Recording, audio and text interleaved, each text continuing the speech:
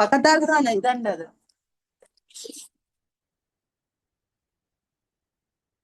உங்களை ஹானி பார்க்க அப்படி நீங்க கைதான கொடுத்து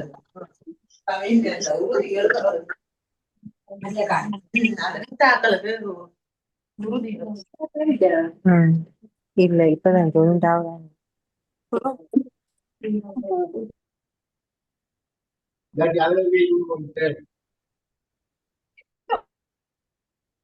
எல்லாரும் மைக்கோ பண்ணுங்க. வீடியோ கால் ஆஃப் பண்ணுங்க.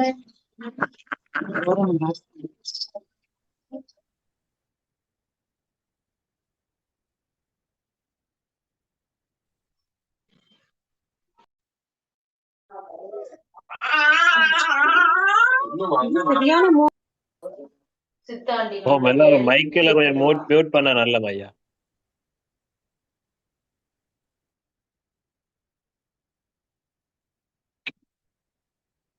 ஓகே, அஸ்ஸலாமு அலைக்கும், வணக்கம். அந்த இந்த பேப்பர் மாறி ஷேர் பண்ணப்பட்டிருக்குது.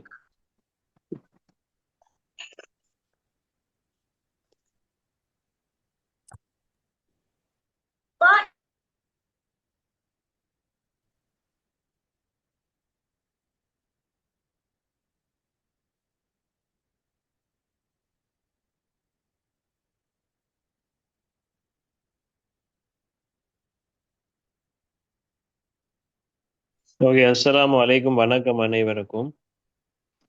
உங்களுக்கு தெரியும், இன்றைய தினம் எங்களுடைய வகுப்புல நுண்ணறிவு பாடத்துக்குரிய வகுப்பு தான் நடைபெறதுக்கு திட்டமிடப்பட்டிருந்தது.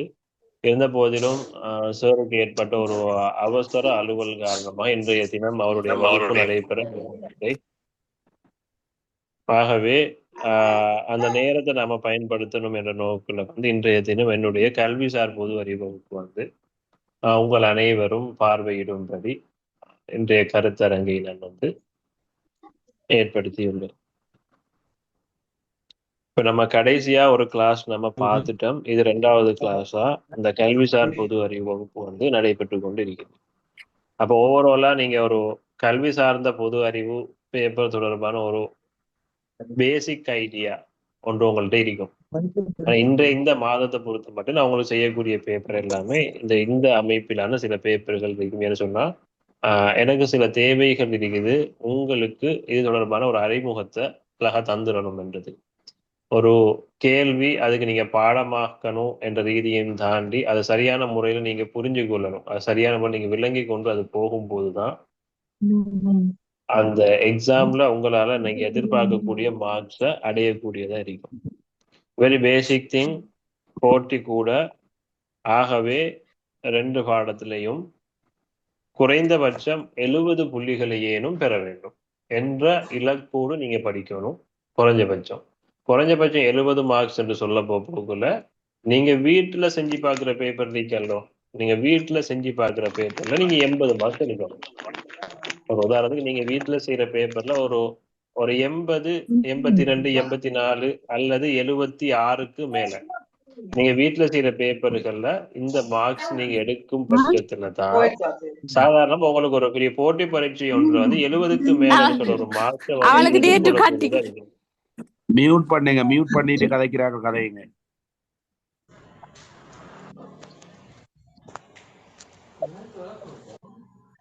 சரியோ? இன்றைய வகுப்பும் அதே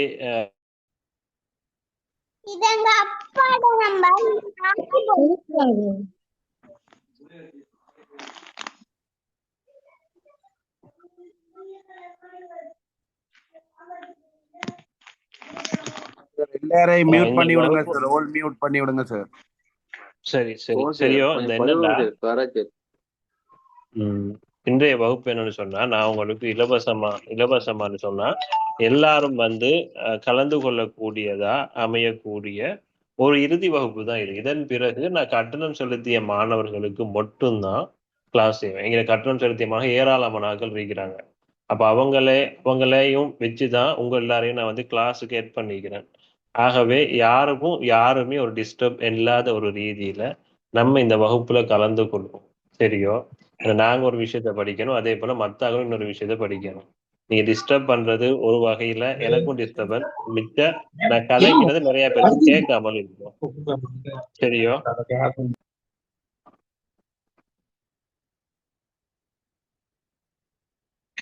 சரி, ஓகே. நான் நிறைய தான் கழிச்சிட்டேன், பரவாயில்ல. இப்ப நான் இந்த பேப்பரை பொறுத்து இந்த பேப்பரை முதலாவது கேள்வியை பாருங்க என்னடா, இலங்கையில் ஆசிரியர் முன் சேவை பயிற்சி வழங்கும் நிறுவனம் யாது? இப்ப ஆசிரியர் முன் சேவை பயிற்சி வழங்க நிறுவனத்துல 4 சாய்ஸ் இருக்குது உங்களுக்கு. ஒன்று வந்து தேசிய கல்வியியல் கல்லூரி, ஆசிரியர் மத்திய நிலையம், ஆசிரியர் பயிற்சி கலாசாலை, தேசிய பல்கலைக்கழகங்கள். இது பொதுவாக உங்களுக்கு இதுக்குரிய பதில் தெரிஞ்சிருக்கு. என்னது பதில்? தேசிய கல்வியியல் கல்லூரி. தேசிய கல்வியியல் கல்லூரி. ஓகே, தேசிய கல்வியியல் கல்லூரிகள். இந்த தேசிய கல்வியியல் கல்லூரிகளை வந்து இலங்கையில் ஆரம்பிக்கிறதுக்கு முன்னோடியா திகழ்ந்தவர் யாருன்னு சொல்லிடுமா? ரணில் விக்ரமசிங்க. ஓகே, அப்ப தேசிய கல்வியியல் கல்லூரிகளை ஆரம்பிக்கிறதுக்கு முன்னோடியா இருந்தவர் வந்து ரணில் விக்ரமசிங்க. ஓகே, அந்த அடிப்படையில இலங்கையில முதலாவதாக ஆரம்பிக்கப்பட்ட தேசிய கல்வியியல் கல்லூரி எது? மகாவலி தேசிய மகாவலி தேசிய கல்வியியல் கல்லூரி. சரி, அதான் முதலாவது. அது ஓகே. ஆண்டு தெரியுமா? ஆண்டு என்னண்டு? இந்த மகாவலி தேசிய கல்வியியல் கல்லூரி 1986. 85 86 அம்பி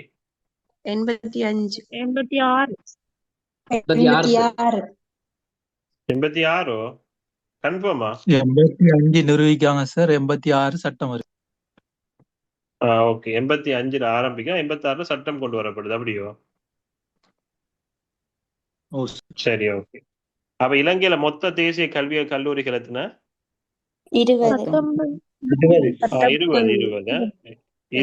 தேசிய கல்வியியல் கல்லூரிகள் காணப்படுது. இப்ப இறுதியா வந்து போன வருஷம் நவம்பர் மாசத்துல வந்து குளியாப்பிட்டிய தேசிய கல்வியியல் கல்லூரி வந்து ஆரம்பிச்சாங்க. சரி, அது வந்து என்னன்னா இந்த தொழில்நுட்ப பாடம் இருக்கல்லோ, அதுக்காகவே விசேடமாக ஆரம்பிக்கப்பட்டது அந்த தேசிய கல்வியியல் கல்லூரி 20வது. சரியோ? அதுக்கு வந்து தென்கொரிய அரசாங்கம் வந்து நிதியுதவி வழங்கியிருந்தாங்க. தென்கொரிய அரசாங்கம் சொல்ல போக்குள்ள அது கொய்கான்னு சொல்லி ஒரு நிறுவனம், கொய்கா, KOICA. சரியா? இந்த கொய்கா நிறுவனம் மூலமாக அது நிதி உதவி வழங்கப்பட்டு இலங்கையில வந்து ஆரம்பிக்கப்பட்டிருந்தது. சரியோ? 2வது கேள்வியை பாருங்க. இலவச கல்வியை வழங்கும் நோக்குடன் மகாவலி தேசிய கல்விகள் ஆண்டு இருக்கா சொல்லுங்க சார். எதிர வந்து மகாவலி தேசிய கல்வியல் கல்லூரி அந்த ஆரம்ப ஆண்டு வந்து 1985 தான் குறிப்பிடப்பட்டிருக்குது. இப்ப நீங்க 86ல சட்டம் கொண்டு வரப்பட்டதுன்னு சொல்றீங்க. இப்ப வெரி வெரி சிம்பிள். இப்ப நீங்க இப்படி செய்யுங்க, கூகுள்ல ஒரு சர்ச் ஒன்று பண்ணுங்க. ஒரு ஆள் யாராச்சும் ஒரு ஆள் கூகுள்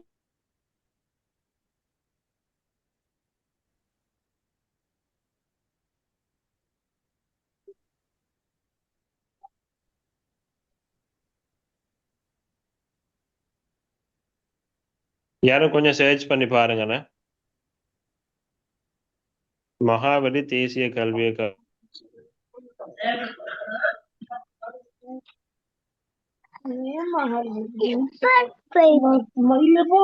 பேசுறது 1986 தேசிய கல்வி நிறுவனம் தானே சார், இல்லையா? இல்ல நீங்க சர்ச் பண்ணுங்க. 1985 தான் சார் வருது. 1985 தான் சார் வருது. ஓகே, அப்ப 1985 1985 தான் நான் சொல்றேன். ஆனா 86ன்னு சொல்ல விட்டுதான் நான் கொஞ்சம் சரி சர்ச் பண்ணி பார்த்தா கன்ஃபார்ம் எல்லாருக்கும் ஊர்ஜிதப்படுத்தப்பட்டோம். சரியா? அப்ப 1985 தான் மகாவலி தேசிய கல்வியியல் கல்லூரி ஆரம்பிக்கப்பட்ட ஆண்டு. சரிதானே? சரி, 2வது கேள்வியை பாருங்க. இலவச கல்வியை வழங்கும் நோக்குடன் ஆரம்பித்த செயல்பாடுகளில் ஆரம்பத்தில் இருந்து இறுதி வரை கால ஒழுங்கின் அடிப்படையில் அமைவது. இலவச பாட புத்தகம், இலவச மதிய உணவு, இலவச சீருடை, இலவச காப்புறுதி. இந்த 4 பதில எது வரும்? இலவச பாட புத்தகம். இலவச பாட புத்தகம். ஓகே, எத்தனையாம் ஆண்டு தெரியுமா? 1980. அது ஓகே. சரி, இலவச மதிய உணவு எப்ப தெரியுமா? 1989. சரி, அப்ப இலவச சீருடை தொண்ணூற்றி மூன்று 1993. ஓகே. இலவச காப்புறுதி 2017. 2017. சரி, ஆகவே முதலாவது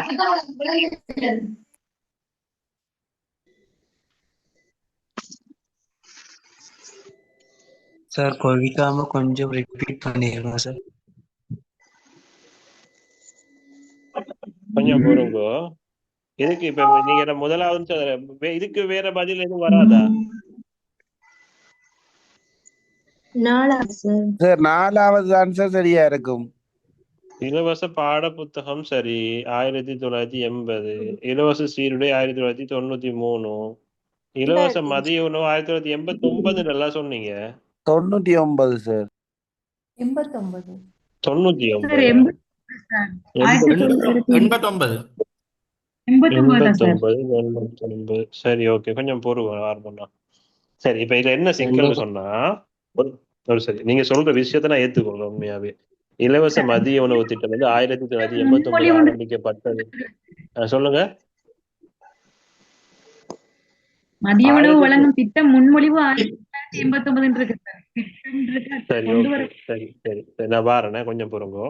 இந்த கேள்வியில ஒரு சின்ன விஷயம் உண்டு. இந்த கேள்விக்கு விட தெரியணுமா இருந்தா நீங்க இலங்கை கல்வியில வரலாறு தெரிஞ்சிருக்கணும். சரியா?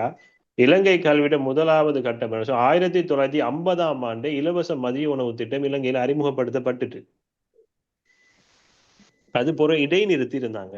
அதன் பிறகு 89ஆம் ஆண்டு மீளவும் ஆரம்பிக்கப்பட்டது. மேக்ஸிமம் நம்பர் 2 வந்ததா டைம் கட்டாய் எப்படிப்பா 300 சொல்லுங்க? மேக்ஸிமம் போல இல்ல 300 தான் மேக்சிமம்.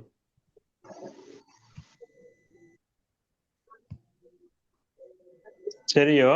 அப்ப இலவச மதிய உணவு வந்து முதலாவது சொல்றோம். இலவச மதிய உணவு வந்து 1950ஆம் ஆண்டு அறிமுகம், முதலாவது விடயம். சரியா?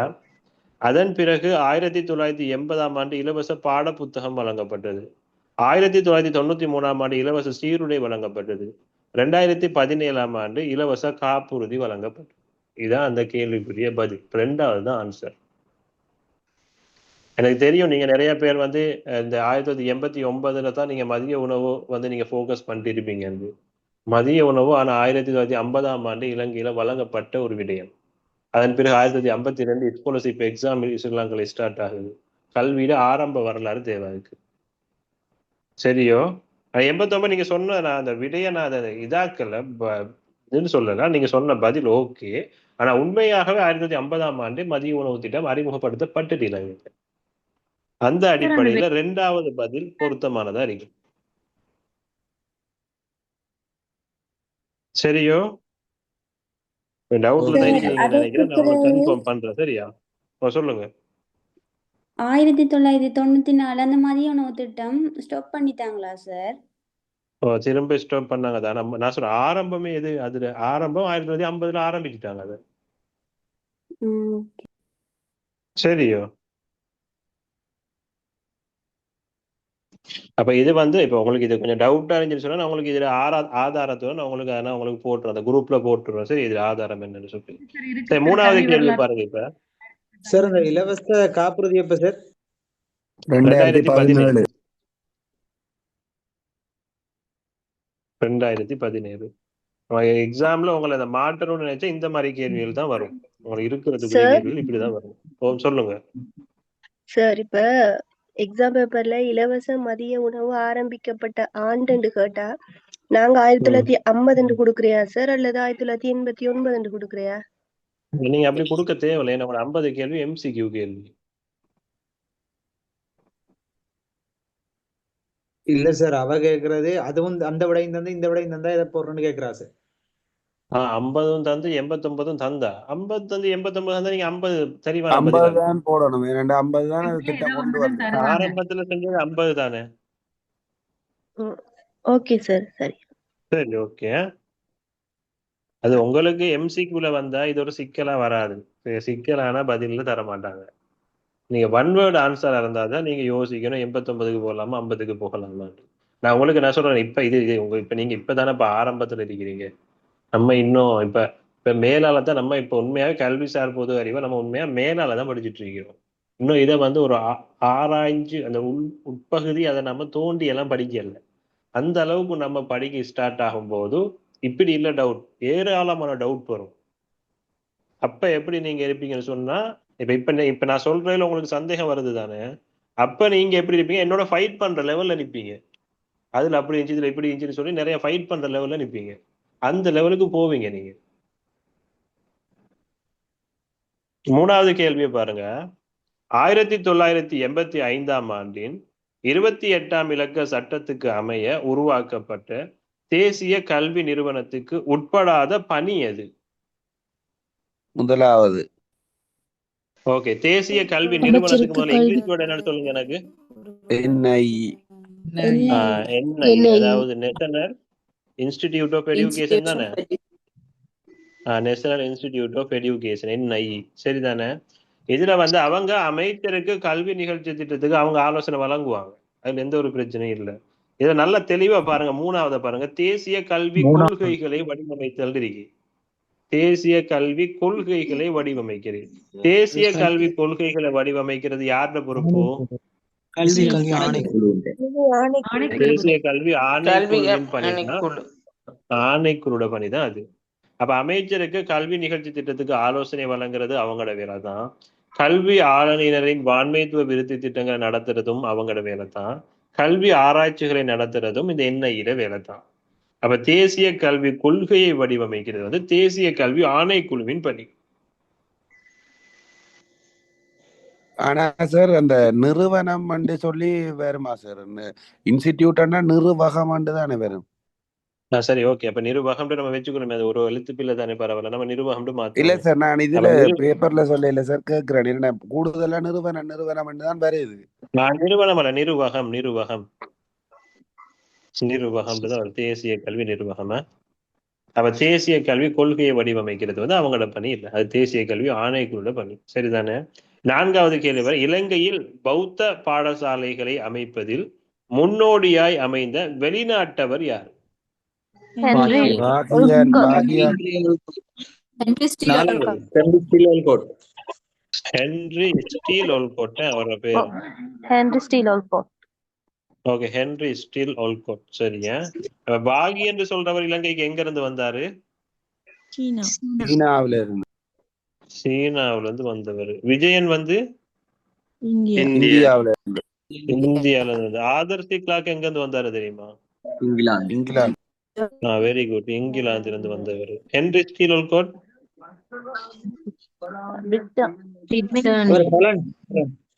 இத்தாலி, அமெரிக்கால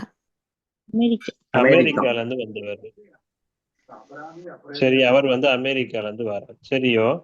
என்ன விஷயம்னு சொன்னா, இப்ப ஹென்றி ஸ்டீல் ஒல்கோட் யாருன்னு சொன்னா, அவர் அமெரிக்கா வந்து உண்மை இலங்கைக்கு வந்த ஒரு நபர் தான் அவர். சரியோ? அவருக்கு இலங்கை வந்து பிடிச்சி போனதாலதான் அவர் இலங்கையில வந்து இருந்துட்டாரு. தேசிய மறுமலர்ச்சியின் தந்தை என அழைக்கப்படுபவர் தான் ஹென்றி ஸ்டீல் ஒல்கோட். தேசிய மறுமலர்ச்சியின் தந்தை. நான் மத்த 3 பேரை பத்தி சொல்லல. பாகியன் தேவை, விஜயன் தேவை, ஆதர் சிக்லாக் தேவை, தேவையான ஆட்கள் தான். ஆனா இன்னொரு டைம்ல நம்ம அவங்கள பார்ப்போம். இப்ப இவரை பத்தி மட்டும் சொல்றேன். தேசிய மறுமலர்ச்சியின் தந்தை தான் ஹென்றி ஸ்டீல் ஒல்கோட். தேசிய மறுமலர்ச்சியின் தந்தை.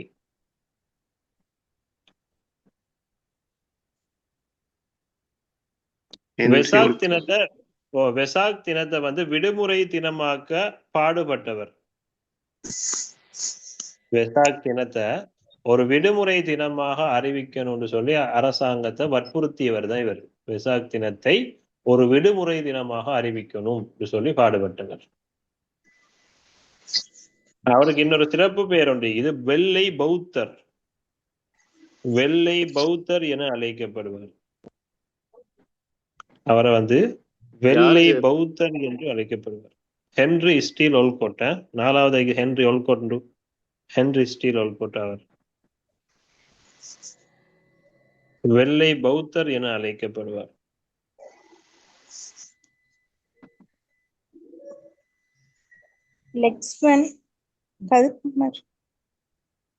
ஹலோ சார், சொல்லுங்க.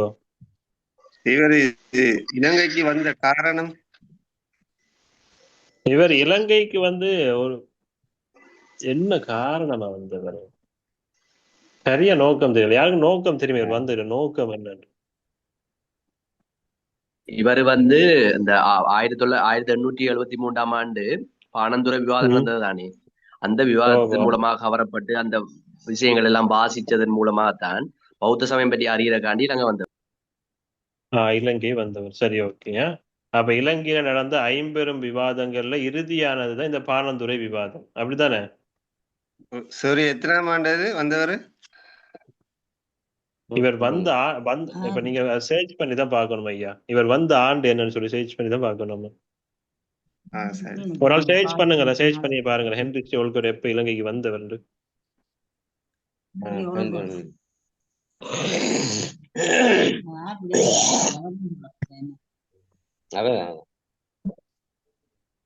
விவாதம் ஒன்று நடந்ததா? அந்த மைக்க மியூட் பண்ணிட்டு பேசுங்க. எப்ப வந்தவர் கொஞ்சம் பாருங்க. ஹென்றி ஸ்டீல் ஓல்கோட் எப்ப வந்தாரு? ஹென்றி ஸ்டீல் ஓல்கோட்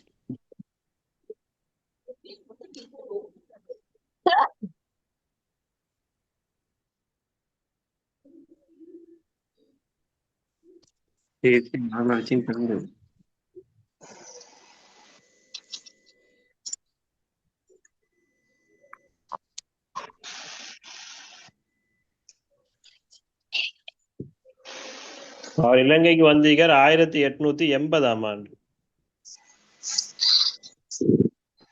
1880ஆம் ஆண்டு தான் அவர் இலங்கைக்கு வந்தவர்.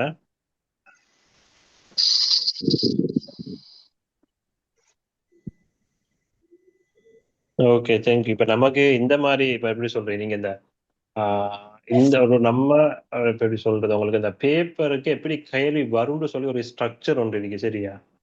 அந்த ஸ்ட்ரக்சர் அடிப்படையில நம்ம படிச்சுட்டு போறது போதுமானதா இருக்கு. நம்ம அதிக அளவா இதை இதாக்க தேவையில்லை. ஹென்றி ஸ்டீல் ஓல்கோட் எந்த ஆண்டு வந்தாரு, இதெல்லாம் பொதுவா அந்த ஒரு கொமன் ஜிகேல கூட வராத ஒரு கேள்வி. ஆனா வராதுன்னு சொல்லல, இது இவ்வளவு காலத்துக்கும் வரல. நம்ம படிக்கிற மெத்தட் எப்படி சொன்னா எப்பயுமே பாஸ் பேப்பரை பேஸ்ட் ஒன்னாதான் இருக்கும். பாஸ் பேப்பர்கள்ல வந்த கேள்வி, பாஸ் பேப்பர்ல வாரத்துக்கு எதிர்பார்க்கிற கேள்வி, அந்த பேப்பர் ஸ்ட்ரக்சர் அடிப்படையாக கூட நம்ம விஷயங்களை பார்த்து கொண்டு போவோம், சரியா? அப்ப அதுல நிறைய விஷயங்கள் நம்ம பார்க்க, சில விஷயங்கள் உங்களுக்கு டவுட் வரும்போது அந்த மாதிரி விஷயங்களை நீங்க கூகுள் சர்ச் பண்ணலாம். அதாவது நம்ம அதுகளை வச்சுக்கொண்டு இப்ப இவ்வளவு நம்ம தேடி கொண்டு போறதா நம்ம சும்மா டைம் வேஸ்ட் ஆகும் நிறையாம. ஓகே, 5வது கேள்வி பாருங்க. பாடம் விளங்கல, சரியான குறிப்பெடுத்துட்டாங்க. இந்த கூகுள் பண்ணி பார்த்து சரியா கூகுள் பண்ணி பார்த்தா போதுமானது. ஏன்னு சொன்னா இப்ப எனக்கு தெரியும் உங்களுக்கு எந்த விஷயம் தரணும், அது எந்த அளவுக்கு தரணும்ன்றது எனக்கு தெரியும். நம்ம அதை தாண்டி தேடிக்கொண்டு போகும்போது சும்மா டைம் வேஸ்டா போய் கொண்டு இருக்கிறது. ஏன்னா இது நான் கொமன் ஜிக்கு ஒரு விஷயம் தானே, அது ஒரு ஹென்றி ஸ்டீல் ஓல்கோட் எப்ப இலங்கை வந்தவர்ன்ற விஷயம் சரியோ? அப்ப பாடசாலை தனக்கான கொள்கைகளை தயாரிக்கும் போது கவனிக்க வேண்டியது என்னது? தேசிய கல்வி குறிக்கோள். தேசிய கல்வி குறிக்கோள். சரி, ஓகே, தேசிய கல்வி குறிக்கோள்.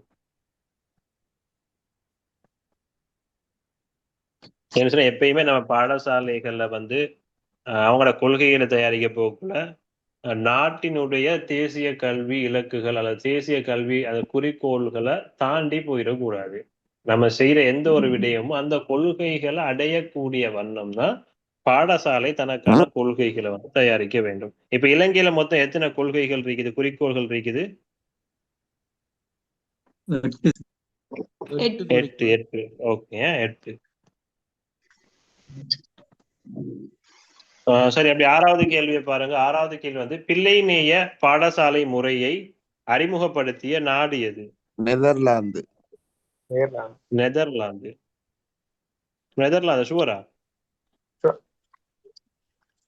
பிள்ளைநேய பாடசாலை முறை,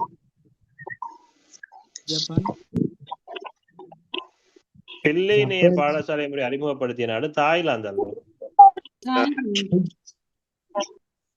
தாய்லாந்து.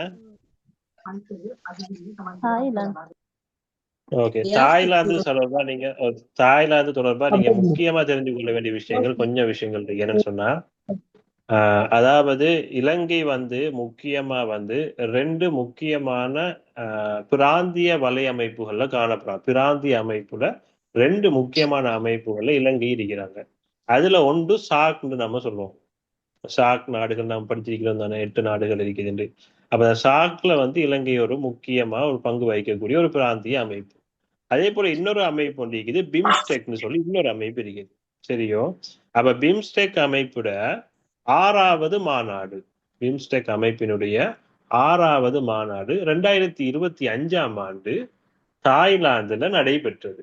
அதுக்கு முன்னுக்கு அந்த பிம்ஸ்டெக் அமைப்பினுடைய 5வது மாநாடு 2022ஆம் ஆண்டு இலங்கையில நடைபெற்றது. அப்ப இலங்கையில நடைபெற்றதுன்னு சொல்றது, அது வந்து இலங்கை நடந்தது வந்து இந்த சரி இந்த எல்லாரும் வந்து அப்படியே ஒரு நேரடி இதான் நடக்கல, அது வந்து வேர்ச்சுவல், அதாவது ஆன்லைன்ல நடந்த ஒரு மீட்டிங்கா தான் இலங்கையில நடந்தது. சரியோ? அது 5வது மாநாடு. 6வது மாநாடு கடந்த வருடம் 2025ஆம் ஆண்டு தாய்லாந்துல நடைபெற்றது. சரியோ? கொஞ்சம் மைக்கு கொஞ்சம் ஐயா, நீங்க அந்த கதைச்சதன் பிறகு மியூட் பண்ணிட்டீங்கன்னா கொஞ்சம் ஈஸி, எனக்கு கொஞ்சம் கதைக்கு லேசு.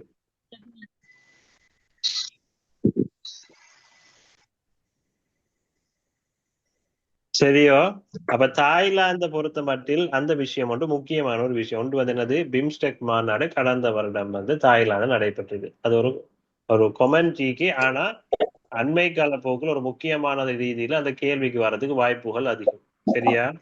2வது விஷயம் அதுல என்னன்னு சொன்னா, அவங்க வந்து முத்துராஜ் என்று சொல்லி ஒரு யானையை வந்து இலங்கைக்கு அன்பளிப்பை வழங்கியிருந்தாங்க. அந்த யானை வந்து இலங்கையில வந்து சரியான முறையில அவங்க கவனிக்கிறேன்னு சொல்லி அவங்க திரும்ப பெற்றுக்கொண்டாங்க. முத்துராஜ்னு சொல்லி ஒரு யானை, அது ஒரு முக்கிய ஒரு பேசு பொருளா இலங்கையில இருந்தது. தாய்லாந்தோட தொடர்பு படுத்தி நம்ம பார்க்க வேண்டிய விஷயம். அது இல்லாம என்ன சொன்னா, பௌத்த மக்கள் இப்ப இலங்கையில பெருந்தொகையா வாழக்கூடிய பௌத்த மக்கள் வந்து தாய்லாந்துல வந்து அதிக சதவீதமுடைய பௌத்த மக்கள்களாக வாழ்ந்து கொண்டு இருக்கிறாங்க. உலகத்திலேயே அதிக சதவீதம், அதாவது கிட்டத்தட்ட 95% மக்கள் வந்து பௌத்தர்கள் தான் தாய்லாந்துல காணப்படுறாங்க. அது இல்லாம வேற விஷயங்களை சொல்ல போக்குள்ள இந்த தாய்லாந்துல வந்து இந்த உலக அழகிகள் எல்லாமே மிச்சமே இந்த கடைசியா நடந்ததுல எல்லாத்தையுமே தாய்லாந்து தான் நிறைய பேர் செலக்ட் ஆகி போனாங்க. சரியா? 7வது கேள்வி பாருங்க, மகாத்மா காந்தி அறிமுகப்படுத்திய ஆதார கல்வியின் வயதில்லை யாது? மகாத்மா காந்தி அறிமுகப்படுத்திய ஆதார கல்வியின் வயதில்லை யாது? 6 to 5. 5 தொடக்கம் 14. 7 தொடக்கம் 16. 7 தொடக்கம் 14. 7 தொடக்கம் 14. இவ மகாத்மா காந்தி அவர் எழுதிய ஒரு நூல் வந்து ஹிந்து ஸ்வராஜ்னு சொல்றது. ஹிந்து ஸ்வராஜ், ஹிந்து ஸ்வராஜ், சுவராஜ், ஹிந்து சுவராஜ் அவர் எழுதிய ஒரு நூல் உண்டு. அதுக்கு இங்கிலீஷ்ல சொல்றது, சில இங்கிலீஷ்ல சொல்றது Indian home rule. Indian home rule ஒரு இங்கிலீஷ்ல, அதுக்கு இந்தியன் ஹோம் ரூல் அப்படி இங்கிலீஷ்ல சொல்லலாம். அப்ப இந்த 3H முறையை ஒன்று அறிமுகப்படுத்தினார் தெரியுமா? அவர் 3Hன்னு சொல்லி மகாத்மா காந்தி. என்னென்ன ஹெச்ல என்னென்ன வரும் எழுத்துக்கள்? ஹெட், ஹெட், அடுத்தது ஹார்ட், அடுத்தது ஹேண்ட். ஓகே, 3H முறையை அறிமுகப்படுத்தியவர். 3H பண்ணி என்னன்னா போட்டு 3H வேற வேலை வந்து பாக்குறாங்க, லீவ் ஆகி போங்கடா இல்லையா? 3Hல இருக்கிறார்கள் வந்து ஒன்று வந்து ஹெட், அடுத்தது ஹார்ட், அடுத்தது ஹேண்ட். சரி, 4வது ஒண்ணு சேர்க்கறதுக்கு ஒரு ஐடியா மாதிரி என்ன சரி? இது வந்து இப்ப மகாத்மா காந்தி அறிமுகப்படுத்தினது தானே இது.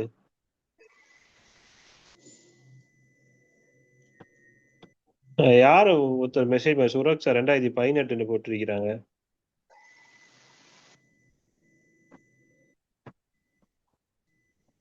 சரி, ஓகே.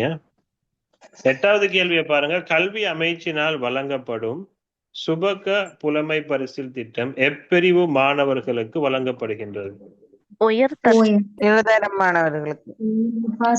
ஓகே, அது காபோத்த உயர்தர மாணவர்களுக்கு. ஓகே, காபோத்த உயர்தர பிரிவு மாணவர்களுக்கு தான் இந்த சுபக புலமை பரிசில் திட்டம் வந்து வழங்கப்படுது. இந்த சுபக புலமை பரிசில் திட்டம் வந்து 2018ஆம் ஆண்டு அறிமுகப்படுத்தினது.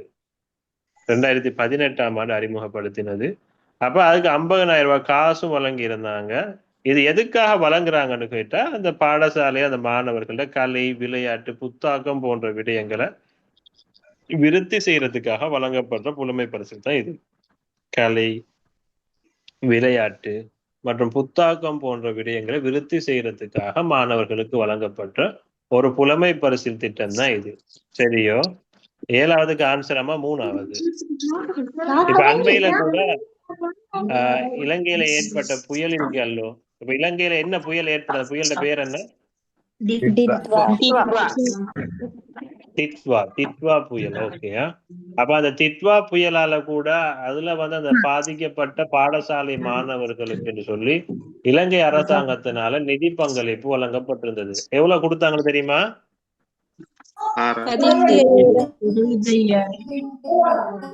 25,000 ரூபாய்.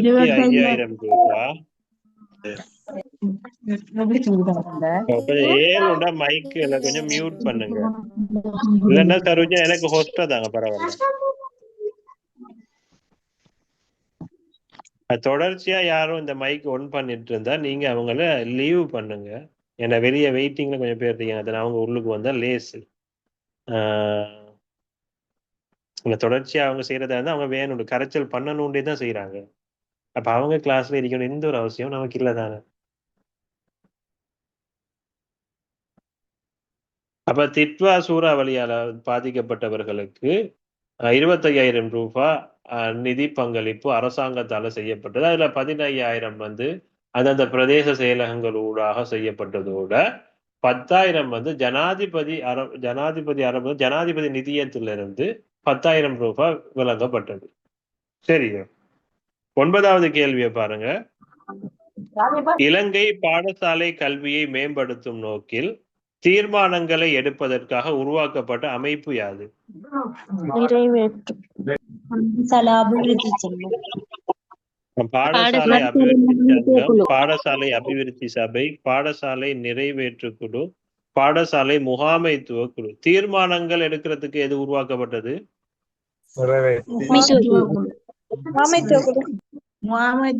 முகாமைத்துவ குழு. இப்படி இல்ல அப்படி இல்ல. என்னன்னு சொன்னா இப்ப இது விஷயத்த விளங்கிக்கோங்க. இந்த பாடசாலை அபிவிருத்தி சபைன்னு சொல்றது ஒன்று இருக்கல்ல, அதை விட்டுருங்க. அது தேவையில்லை நமக்கு, அதை விட்டுரும். சரியா?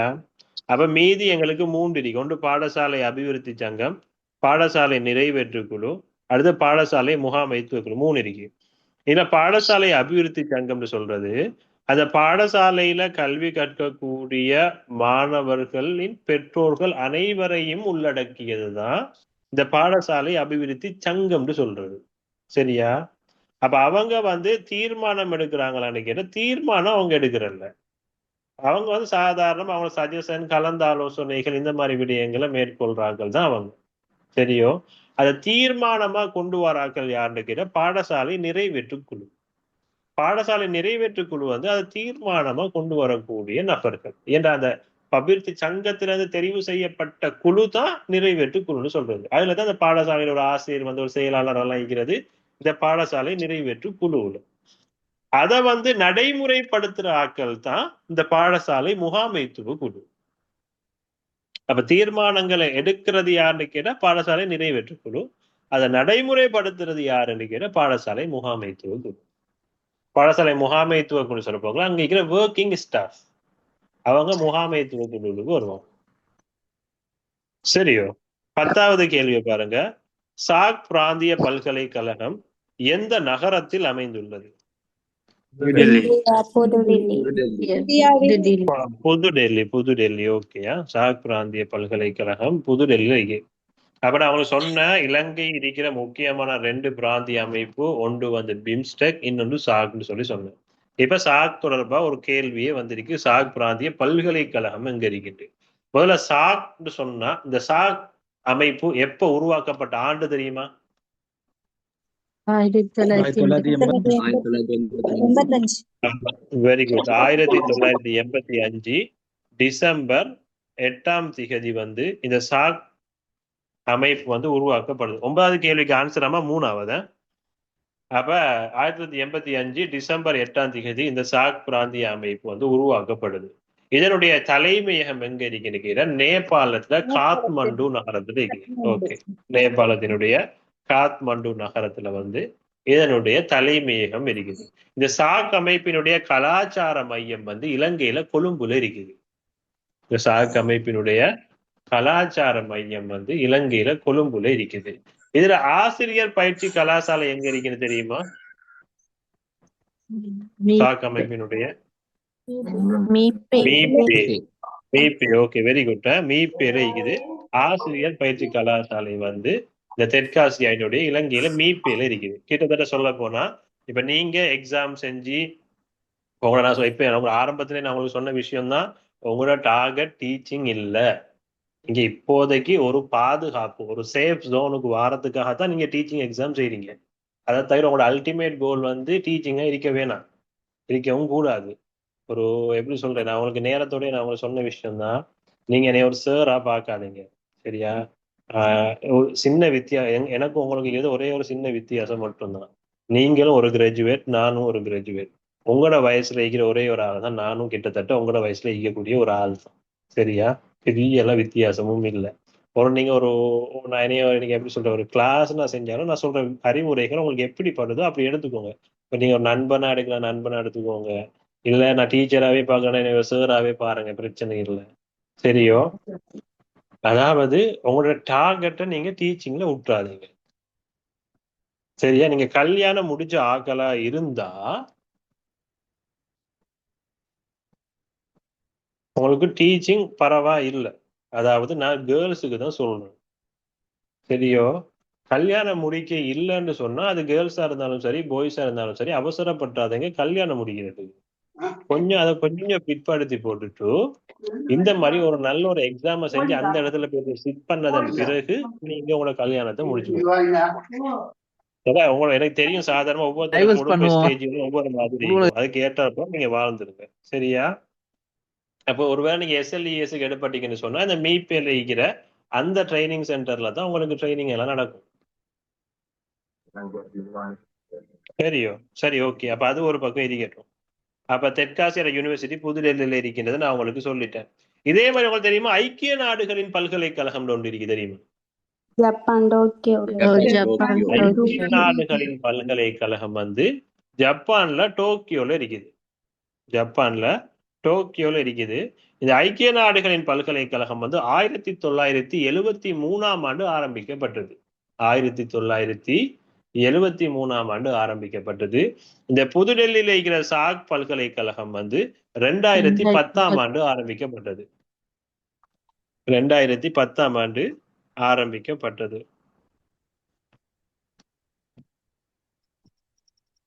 2010 இல்ல 7 சார்? 2010. ஏன் தம்பி? 2007 ஆப்கானிஸ்தான் வந்து சாக் அமைப்புல இணைகிறாங்க. 8வது நாடாக சாக் அமைப்புல ஆப்கானிஸ்தான் 2007ஆம் ஆண்டு இணைகிறாங்க, சரியா? இப்ப சாக் கண்ட்ரிஸ் உங்களுக்கு 8 கண்ட்ரிஸ் இருக்கு, உங்களுக்கு அது நல்லா தெரிஞ்சுக்கோங்க. சாக்ல வந்து 8 நாடுகள் இருக்குது. அங்க தொங்கல்ல இருந்து வந்து ஆப்கானிஸ்தான், பாகிஸ்தான், இந்தியா,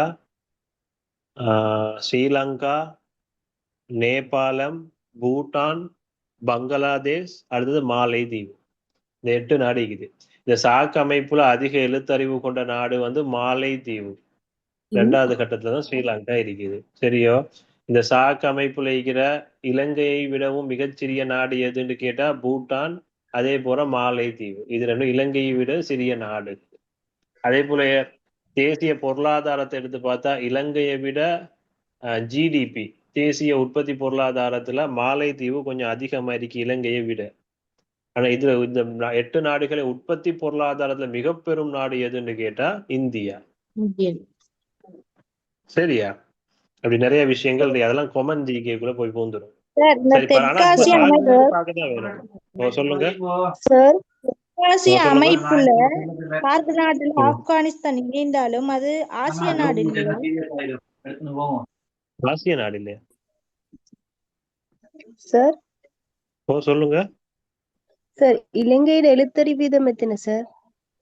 93.2%. கேள்வி பாப்போம், சரியா?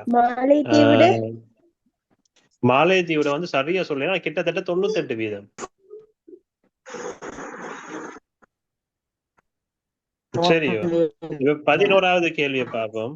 11வது கேள்வி, இலங்கையில் கல்வி அமைச்சு அமைந்துள்ள கட்டடத்துக்கு அழைக்கப்படும் விசேட பெயர் என்ன? இசுருபாய ஓகே, இசுருபாய். இது எந்த இடத்துல இருக்கு? பத்தரமுல்லையில தானே? பத்தரமுல்லையில தான் இருக்குது இசுருபாய. சரியா? இப்ப எக்ஸாமினேஷன் டிபார்ட்மெண்ட்டும் அதே போல இந்த மினிஸ்ட்ரி ஆஃப் எஜுகேஷன் ரெண்டுமே பக்கத்து பக்கத்துல தான் இருக்குது. அவ்வளவு கிட்ட இருந்தும் ரிசல்ட்ஸ் அனுப்ப ரொம்ப லேட் ஆகுவாங்களோ. ஹாட்லைன் வந்து 1988. கல்வி அமைச்சினுடைய அவசர தொலைபேசி இலக்கம் வந்து 1988. கல்வி அமைச்சினுடைய அவசர தொலைபேசி இலக்கம் வந்து 1988. வெப்சைட் எல்லாம் தெரியும் தானே உங்களுக்கு? www.moe.gov.lk.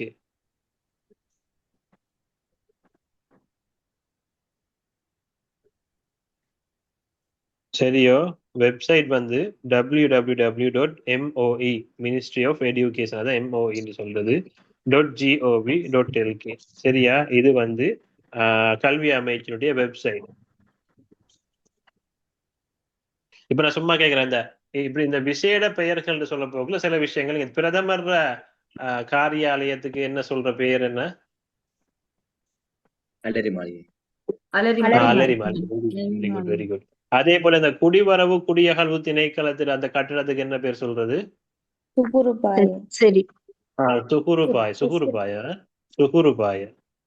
குடிவரவு குடியகழ்வு திணைக்கள கட்டிடத்துல பேர் வந்து சுகுருபாய. Very good. அதே போல சுகாதார அமைச்சினுடைய கட்டிடத்துல பேர் என்ன? சுவசிரிபாய.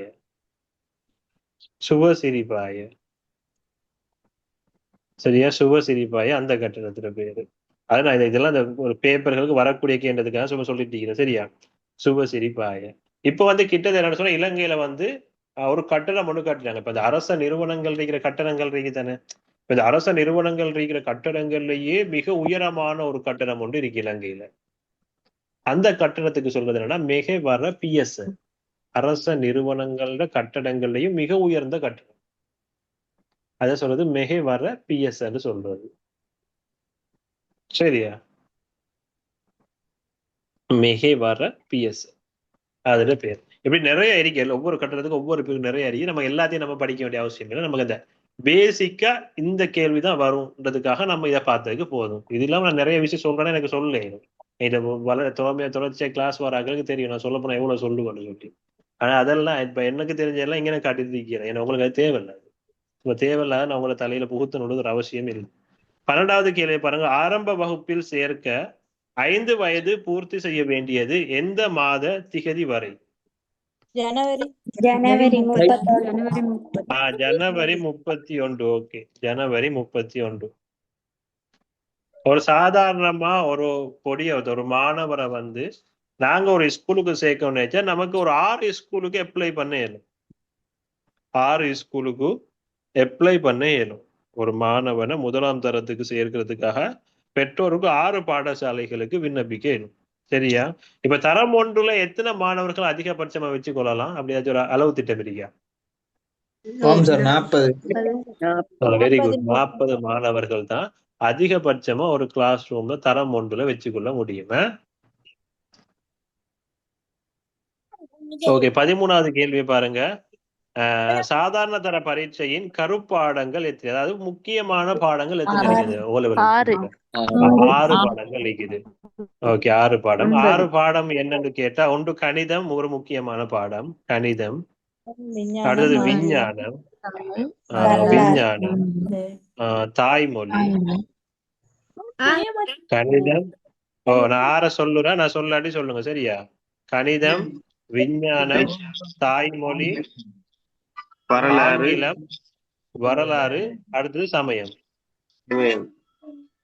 ஓகே, கணிதம், விஞ்ஞானம், தாய்மொழி, ஆங்கிலம், வரலாறு, சமயம். இந்த 6 பாடங்கள் முக்கியமான 6 பாடங்களா காணப்படும். சரிதானே? எப்பயுமே அது எந்த விஷயமும் இல்லை. அது ஒரு பொதுவான ஒரு தேவை. இலங்கையை பொறுத்த மட்டும் உங்களுக்கு தெரிஞ்ச யார் எக்ஸாம் செஞ்சாலும் நான் ஒரு காலமும் 9A எடுங்கன்னு மாணவர்களை அதுக்கு அப்ரோச் பண்றால் நான் அல்ல. குறைஞ்சபட்சம் ஒரு புள்ள 3 சி எடுக்கணும்ன்றது முக்கியம். குறைஞ்சபட்சம் ஒரு புள்ள 3 சி எடுக்கணும்ன்றது முக்கியம். அத 3 சி எந்த பாடத்துல எடுக்கணும்ன்றது ரொம்ப முக்கியமான விஷயம். ஒரு புள்ள எக்ஸாம் செய்யும் போது கட்டாயம் கணித பாடத்துல சி எடுக்கணும். அதாவது இது வந்து ஏ லெவலுக்கு போறதுக்கு இல்ல, அவன் எதிர்காலத்துக்கு கட்டாயம் ஓ லெவல்ல மெட்ஸ்ல சி வரணும், தாய்மொழியில சி வரணும், இங்கிலீஷ்ல சி வரணும். இந்த 3 பாடத்திலையும் எந்த ஒரு மாணவனாக இருந்தாலும் சி எடுக்கிறதுக்குரிய வழிவகைகள் செய்யுங்க. நீங்க டீச்சரா போனா அதுக்கு பிள்ளைகளை தூண்டுங்க. 9 தேவையில்லை. இந்த 3 பாடத்துல 3 சி ஒருத்தரை எடுக்கிற அளவுக்கு நீங்க ட்ரெயின் பண்ணினா போதுமானது. அத்தோடு நீங்க ஆசிரியரா போனா எதிர்காலத்துல எல்லா ஸ்கூல்லையுமே ஏ லெவல்ல அந்த ஜிகேன்னு சொல்லி ஜென்ரல் நாலேஜுக்கு ஒரு பாடம் ஒதுக்கி இருப்பாங்க தெரியுமா? அந்த பாடம் நடக்கிறதா நான் அறிஞ்சது ரொம்ப குறைவு. ஆனா அது வந்து மாணவர்களுக்கு ரொம்ப முக்கியமான ஒரு பாடம். அதுவும் ஏ லெவல் படிக்கிற ஆட்களுக்கு அவங்களுக்கு ஜென்ரல் நாலேஜ், ஐக்யூ இது ரெண்டுமே சரியான முறையில கொடுத்துடணும். இந்த 2 விஷயத்த வந்து அவங்களோட மைண்ட்ல நீங்க வச்சுக்கோங்க. எப்படாலும் பிள்ளைகளுக்கு அதை நம்ம கொடுத்தே ஆகணும். நீங்க ஒரு காலை ஸ்கூலுக்கு போனா உங்களுக்கு ஃப்ரீ டைம் கிடைச்சா நீங்க போட்டி பரீட்சை செஞ்சு தானே எக்ஸாமுக்கு டீச்சிங்க்கு போறீங்க. ஆகவே அந்த ஃபார்ம்ல தானே நீங்க இருப்பீங்க. ஆகவே நீங்க ஏ லெவல்ல அந்த பாடத்தை கேட்டெடுத்து ஏழல் பிள்ளைகளுக்கு செய்யுங்க. அது பெரிய ஒரு நன்மையா போகும். ஏன்னா யாருமே அதை செய்யறதில்லை ஸ்கூல்ல. சரி, 14வது கேள்வியை பாருங்க. 2025ஆம் ஆண்டு 5ஆம் ஆண்டு புலமை பரிசில் பரீட்சையில 70க்கும் அதிகமாக சித்தி எய்திய மாணவர்களின் எண்ணிக்கை விகிதாசாரத்தில் யாது? 70 புள்ளிக்கு மேல பெற்ற மாணவர்களோட விகிதாசாரம் என்ன? 17.2. கடைசி கிளாஸ்ல பார்த்தோம் நம்ம. 70.4%. 70.4%. 70.4%. 70.43. 70.43%. அதே போல 100 புள்ளிகளுக்கு மேல பெற்றாக்கள் வந்து 32.41%. பொதுவா நீங்க இந்த 70.4% போட்டாலே போதும். சரியா? அது இப்ப 100 புள்ளிகளுக்கு மேல பெற்றாக்கள் 32.4%. 32.4%. அதே போல கட் ஆஃப் மார்க்ஸ் இருக்கல வெட்டு புள்ளிகளுக்கு மேல பெற்ற மாணவர்கள் வந்து 17.11%. 17.11%. 17.11%.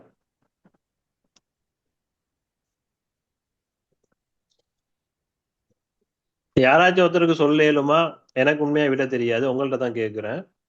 இப்ப கிரேட் 5 ஸ்காலர்ஷிப்ல அந்த ஸ்காலர்ஷிப் அமௌண்ட் வந்து ஒரு பிள்ளைக்கு எவ்வளவு கொடுக்குறாங்கன்னு சொல்ல இயலுமா? யாருக்கு தெரியும்? 1500 ரூபாய். எவ்வளவு கொடுக்குறாங்க? 1500. 1500. நீங்க 3000 இல்ல சார் 2500. 2500 கொடுக்குறாங்களா? இல்ல சார் 1500. இல்ல சார் 2000 இருந்தது, இப்ப 500 ரூபாய் கூட்டிருக்காங்க. திரும்பியுமா? 280 ரூபாய் இருந்தது, 1500 ரூபாய் மாற்றப்பட்டிருக்கு. 750. சரி வாணா, பரவாயில்ல விடுவோம். ஆனா உறுதியா அவருடைய சொல்லுங்க சார். அதுதான் இல்ல நம்ம நான் பார்த்து போறவ சொல்றேன். சரி, அதுக்கடி கொஞ்சம் பொறுமையா இருக்கலாம். 15வது கேள்வி பாருங்க. காபோத உயர்தரத்தில் கணிப்பான் கொண்டு செல்ல அனுமதிக்கும் பாடம் எது?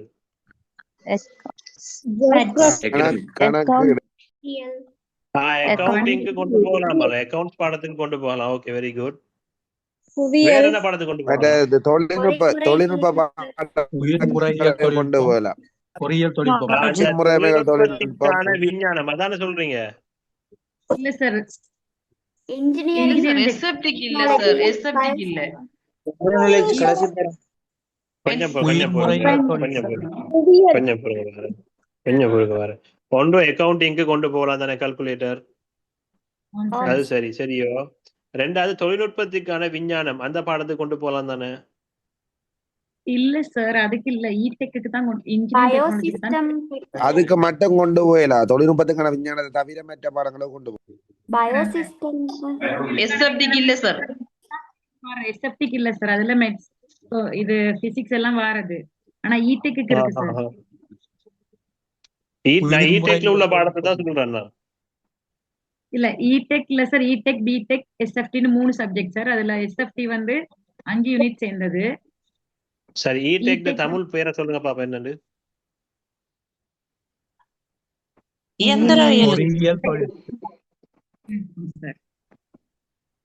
பொறியியல் தொழில்நுட்பமா? பொறியியலுக்கான தொழில்நுட்பம். சரியா, இன்ஜினியரிங் டெக்னாலஜியா? தொழில்நுட்பவியலுக்கான விஞ்ஞானம் சயின்ஸ் ஃபார் டெக்னாலஜி, அது வேற சார். கட்டாய பாடம் ஒண்ணு அதுல. சரி, ஓகே ஓகே. சாரி தொழில்நுட்பத்துக்கான விஞ்ஞானம் வந்து அந்த தொழில்நுட்ப துறையில இருக்கிற கட்டாய பாடமா? ரெண்டு பயோடெக் எடுத்தாலும் இடெக் எடுத்தாலும் அதை எடுக்கணும். சாரி. அதாவது அக்கவுண்ட்ஸ், ஓகே, அக்கவுண்ட்ஸுக்கும் அதே போல இன்ஜினியரிங் டெக்னாலஜியும் கொண்டு போகலாம். இந்த தொழில்நுட்பத்துக்கான விஞ்ஞானம்னு சொல்ற இந்த பாடம் வந்து அதுல வந்து ஒரு கட்டாய பாடம், தொழில்நுட்ப துறையில இருக்கிற ஒரு கட்டாய பாடம். சரிதானே? ஓகே. 16வது கேள்வி பாருங்க. இலங்கை மத்திய வங்கி ஆண்டறிக்கையின்படி இலங்கையில் எழுத்தறிவு வீதம் எவ்வளவு? 93.2. அதுல ஆண்கள்ட வந்து 94%, பெண்கள்ட வந்து 92.6% வரும். ஆண்கள்ட வந்து 94%, பெண்கள்ட எழுத்தறிவு வந்து 92.6% வரும். உலக சனத்தொகை தினம் வந்து ஜூலை 11. உலக சனத்தொகை தினம் வந்து ஜூலை 11. உலக சனத்தொகை தினம் வந்து ஜூலை 11. அப்ப எழுத்தறிவு, இலங்கையில எழுத்தறிவு நான் சொன்ன 93.2%, அதுல ஆண்கள்ட 94%, பெண்கள்ட 92.6% காணப்படுது. 17வது கேள்வி பாருங்க. இலங்கையில் முதல் பல்கலைக்கழகம் நிறுவப்பட்ட ஆண்டு எது? ஓகே, 1942. அப்ப 1942ஆம் ஆண்டு உருவாக்கப்பட்ட பல்கலைக்கழகத்தினுடைய துணைவேந்தர் பேர் என்ன? இலங்கை பல்கலைக்கழகம். Okay sir, Ivor Jennings. Okay, நான் கேட்கிறேன், பேராதனை பல்கலைக்கழகத்தின முதலாவது துணைவேந்தர் பேர் தெரியுமா? Sir Ivor Jennings. Sir Ivor Jennings. Okay, அப்ப கொழும்பு யூனிவர்சிட்டியோட முதலாவது துணைவேந்தர் யாரு? அதுவும் சார் ஐவர் ஜெனிங்ஸ் தானே? ஆம் சார், ரெண்டுக்கும் ஒரே துணைவேந்தர் தான். ஓகே. அது ஓகே, அது தெரியாது அவங்களுக்கு வெளியே, அது வேற வேறையா நான் சொல்லி காட்டுறது அதுக்காக தான். சரியா? 18வது கேள்வி பாருங்க. இலங்கையின் பசுமை பல்கலைக்கழகம் அமைந்துள்ள மாவட்டம் எது? கொழும்பு. பசுமை பல்கலைக்கழகம் எதை சொல்றேன்னு தெரியுமா உங்களுக்கு?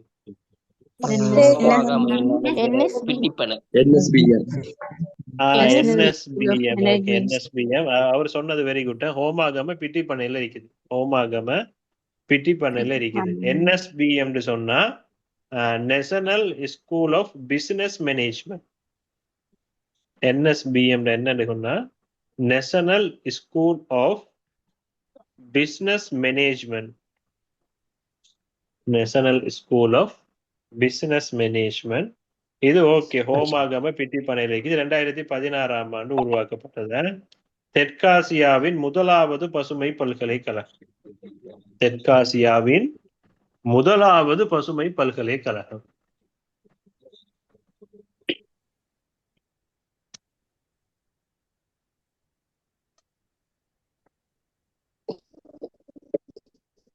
தெற்காசியாவின் முதலாவது பசுமை பல்கலைக்கழகம்.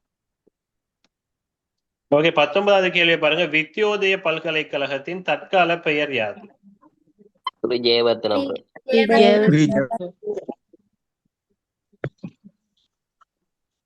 ஸ்ரீ ஜெயவர்தனபுர பல்கலைக்கழகம். ஓகே, அப்ப வித்யாலங்கார பிரிவினோட இப்ப பேர் என்ன?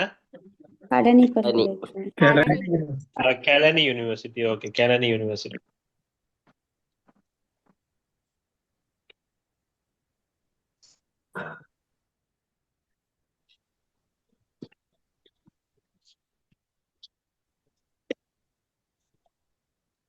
இருபதாவது கேள்வி. முதலாவது தொழில்நுட்ப கல்லூரி அமைந்த நகரம் எது?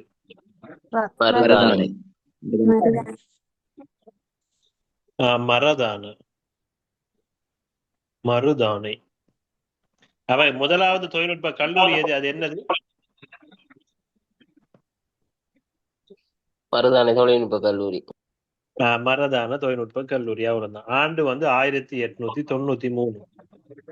வட்டி வருது, கவரேஜ் இல்ல. 1893ஆம் ஆண்டு. 19வது கேள்விக்குரிய ஆன்சர் வந்து ஸ்ரீ ஜெயவர்தனபுர பல்கலைக்கழகம்.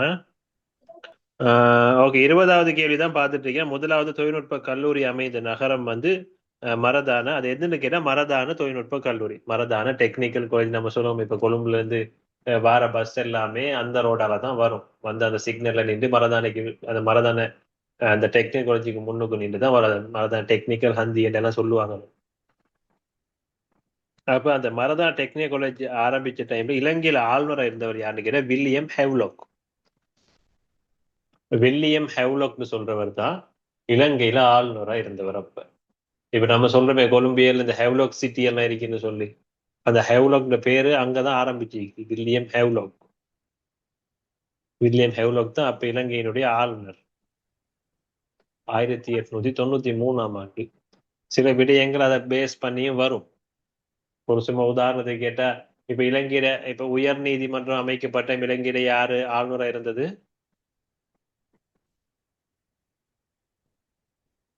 இலங்கையில உயர் நீதிமன்றம் எப்ப உருவாக்கப்பட்டது? இலங்கையில வந்து உயர் நீதிமன்றம் வந்து 1800ஆம் ஆண்டு ஆரம்பிக்கப்பட்டது. அப்ப இலங்கையில அப்ப யார் ஆளுநர்? இலங்கையுடைய முதலாவது ஆளுநராக இருந்த ஃபிரெட்ரிக் நோத் தான் அப்ப இலங்கையினுடைய ஆளுநராக காணப்பட்டாரோ, ஃபிரெட்ரிக் நோத். அப்ப இந்த கண்டிய கைப்பற்ற போக்குல யாரு இலங்கையில இருந்த ஆளுநர்? யாரு? Robert Brownrigg. Very good sir. Robert Brownrigg தான் கண்டிய கைப்பற்றின ஆளுநர். 1815ஆம் ஆண்டு மார்ச் 2ஆம் தேதி கண்டிய உடன்படிக்கை மேற்கொள்ளப்படுது. கண்டிய நகர மண்டபம், அதாவது மகுல் மடுவன்னு சொல்ற அந்த மண்டபத்தை வச்சு கண்டிய உடன்படிக்கை கூட மேற்கொள்ளப்படுது. அதன் பிறகு 1818ஆம் ஆண்டு ஒரு மிகப்பெரிய கிளர்ச்சி ஒன்று நடக்குது. ஊவா வெல்லச கிளர்ச்சின்னு சொல்றது. அதை ஊவா வெல்லச கிளர்ச்சி 1818ஆம் ஆண்டு நடக்குது. அப்பையும் இந்த சார் ராபர்ட் ப்ரவுன்ரிக் தான் இலங்கையில ஆளுநரா இருந்தாரு. டொரிங்டன் வந்து 1848ஆம் ஆண்டு இரண்டாவது கிளர்ச்சி. சரியா? சரி, ஓகே. அப்ப இந்த ஆளுநர்களை பேஸ் பண்ணி நிறைய கேள்விகள் இருக்கு. அது ஒரு கொமெண்ட் ஜிக்கிறது தான் போகும். ஆனா முக்கியமான சில விஷயங்களை மட்டும் நீங்க தொட்டுட்டு போறது நல்லது. ஏன்னா பேப்பர்ல எப்படியும் கேள்விகள் வரலாம். 21வது கேள்வி வந்து 2024ஆம் ஆண்டு வரவு செலவு திட்ட யோசனைக்கு அமைவாக சர்வதேச பல்கலைக்கழகம் பரிந்துரை செய்யப்பட்ட பாடம் என்னங்க?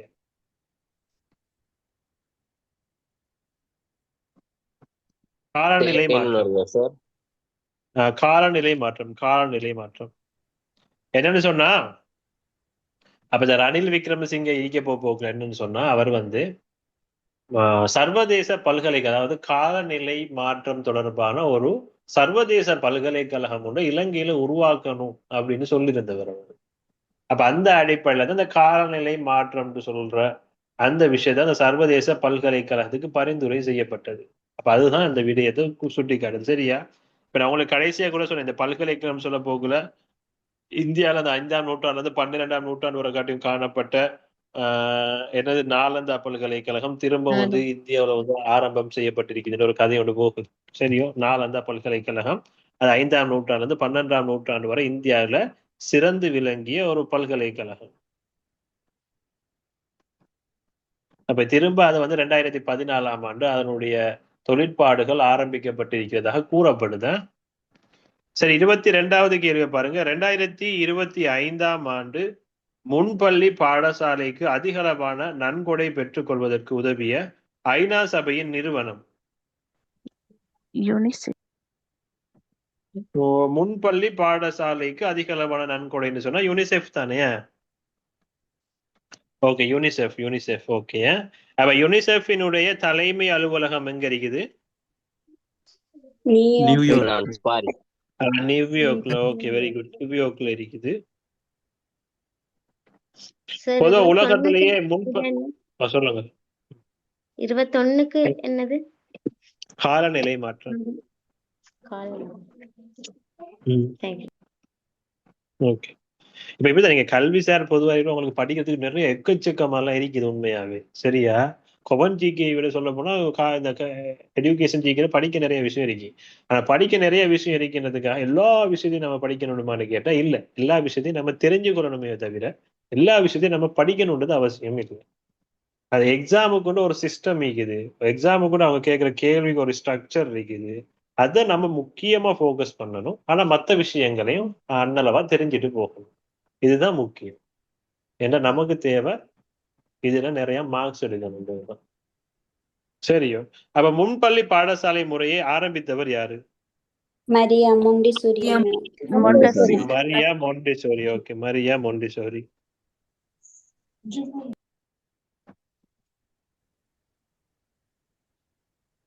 மரியா மொண்டிசோரியோட நாடு என்ன? Italy. Italy. Italy. Italy. Okay, very good, very good. சரி, 23வது கேள்வி. இலங்கையில் அரசு பாடசாலை ஒன்றில் உள்ளடக்கப்படும் சராசரி நிலத்தின் அளவு யாது? 6.5 சதுர கிலோமீட்டர். 6.5 சதுர கிலோமீட்டர். 6.5 சதுர கிலோமீட்டருக்கு ஒரு பாடசாலை வந்து அமைக்கப்பட்டிருக்கும். இப்ப இலங்கையில முதலாவது பாடசாலை எது?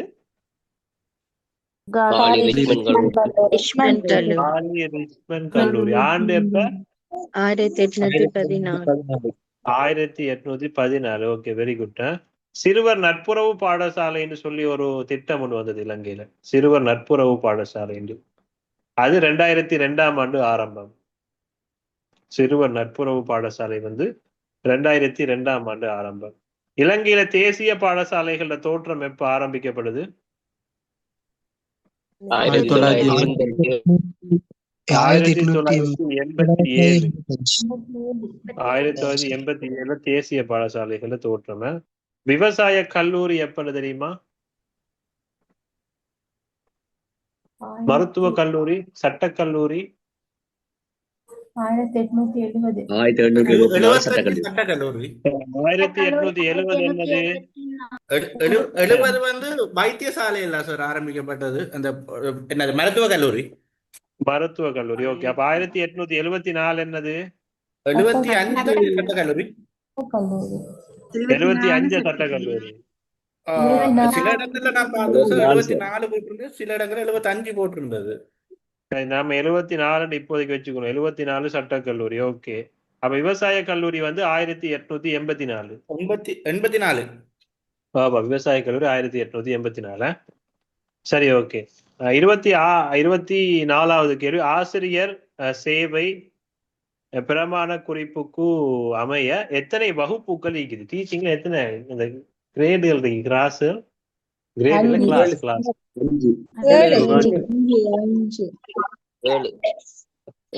7. வகுப்பு 3 தான்.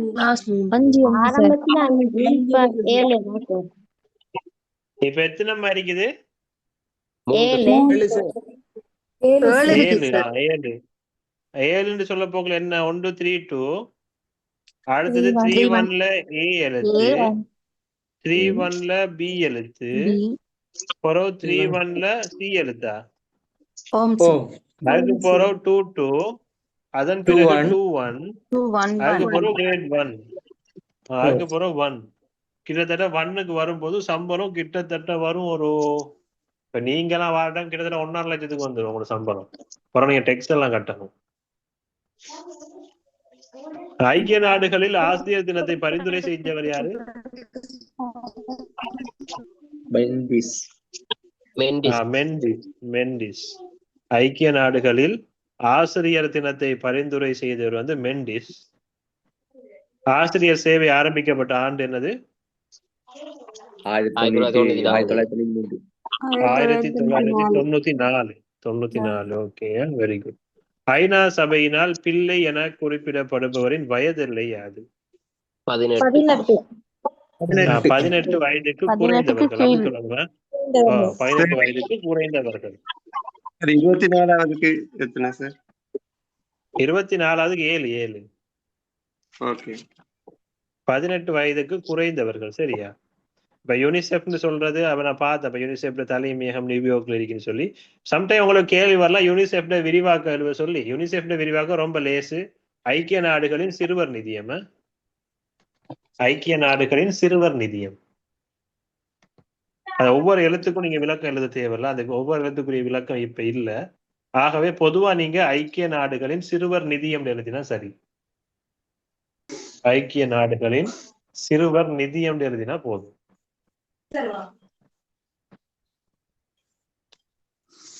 ஐக்கிய நாடுகளின் சிறுவர் நிதியம். அவங்க 26வது கேள்வியை பாருங்க. கல்வி அமைச்சினால் பாடசாலை மாணவர்களுக்கு நடைமுறைப்படுத்தப்படும் காப்புறுதி திட்டம் எது?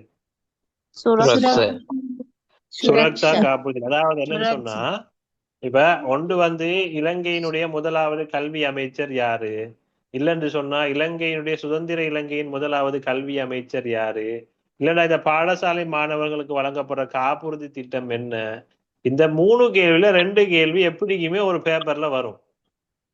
இந்த 3 கேள்வியில 2 கேள்வி எல்லா பேப்பர்லயுமே வந்துதான் இருக்கு. அது வரும். சரி, அது வந்தாலும் உங்களுக்கு எல்லாருக்கும், நீங்க மட்டும் இல்ல, இந்த டீச்சிங் எக்ஸாம் செய்யற எல்லாருமே அந்த கேள்விக்கு பதில் எழுதுவாங்க. எல்லாருக்கும் தெரியும் அந்த பதில். அப்ப நம்ம அதையும் தாண்டி போகணும். சரியோ? அப்ப சுரக்ஷா காப்புறுதி திட்டம் 2017ஆம் ஆண்டு அறிமுகம். அப்ப இந்த இவங்களோட துணைப்பொருள் என்னன்னு கேட்டா, என்றென்றும் பாதுகாப்பு, என்றென்றும் பாதுகாப்பு நம் தேசத்தின் குழந்தைகளுக்கு. நிதமும் காப்போம் நம் குழந்தைகளை என்று வருதா சார்? நிதமும் காப்போம் நம் குழந்தைகள் சொல்றது முந்தி இருந்தது. அது முந்தி இருந்தது. இப்ப துணைப்பொருள் என்றென்றும் பாதுகாப்பு நம் தேசத்தின் குழந்தைகளுக்கு.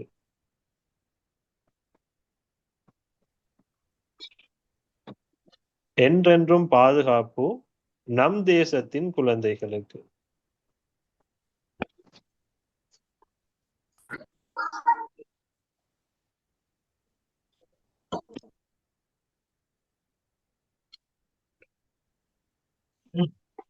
ஏன்னா இது எஜுகேஷன் மினிஸ்ட்ரியில போடப்பட்டதுதான் இது. அப்ப நாங்க மினிஸ்ட்ரியில போடப்பட்டதுக்கு முக்கியத்துவம் கொடுப்போம். என்றென்றும் பாதுகாப்பு நம் தேசத்தின் குழந்தைகளுக்கு. சரியா? 27வது கேள்வி. இலங்கையில் ஆரம்ப கல்வி பிரிவினர் எத்தனை ஆண்டுகள் கற்றலில் ஈடுபடுவார்கள்? 5 ஆண்டுகள் தானே. 1 முதலாவது 2வது 3வது 4வது 5வது 5 வருஷம் தான் அவங்க படிப்பாங்க. சரியா? அப்ப கட்டாய கல்வி வயது இல்லை என்ன இலங்கையில? 16.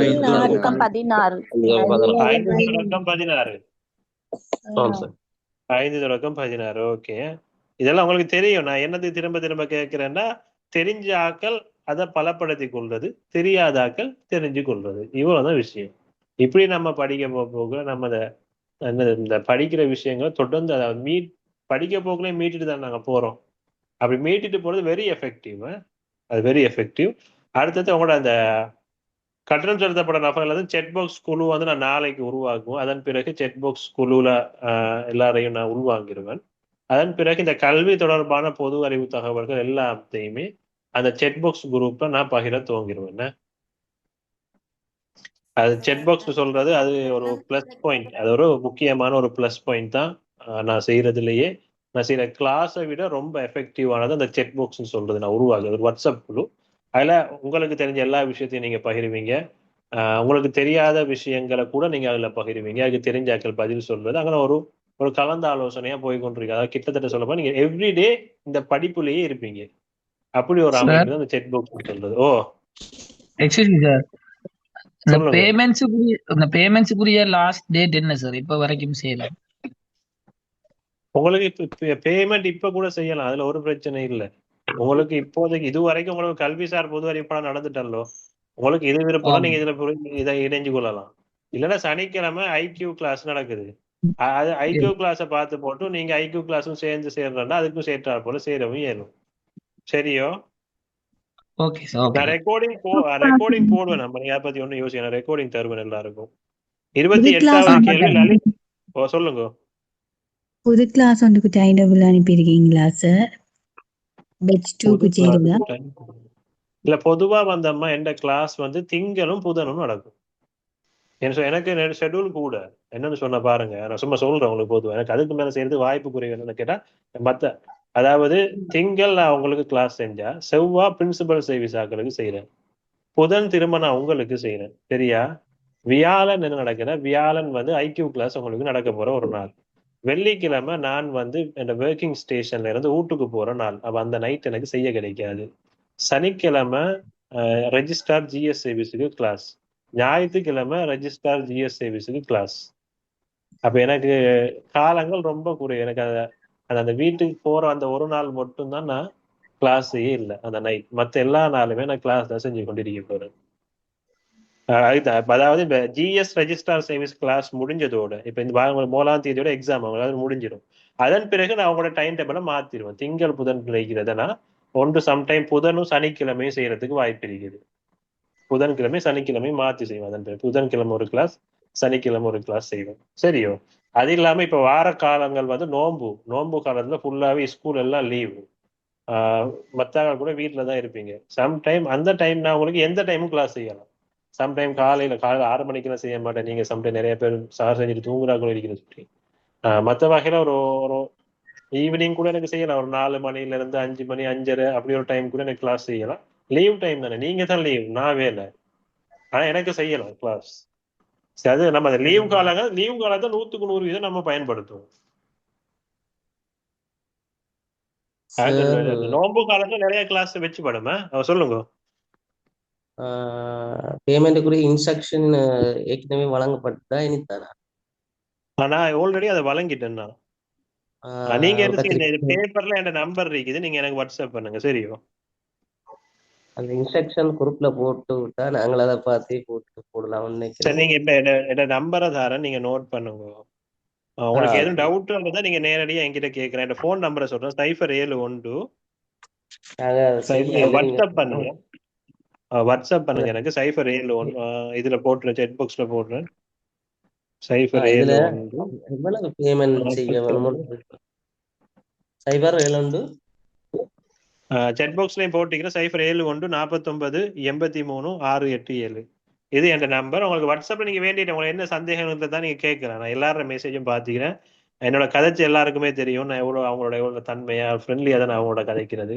அப்படி இந்த சார் என்ற ரீதியில தெரியும். சரி, ஓகே. 18 சொல்லி 20 அந்த கான்டாக்ட் நம்பர் இருக்கா, ரிப்பீட் பண்ணுங்க. 071 49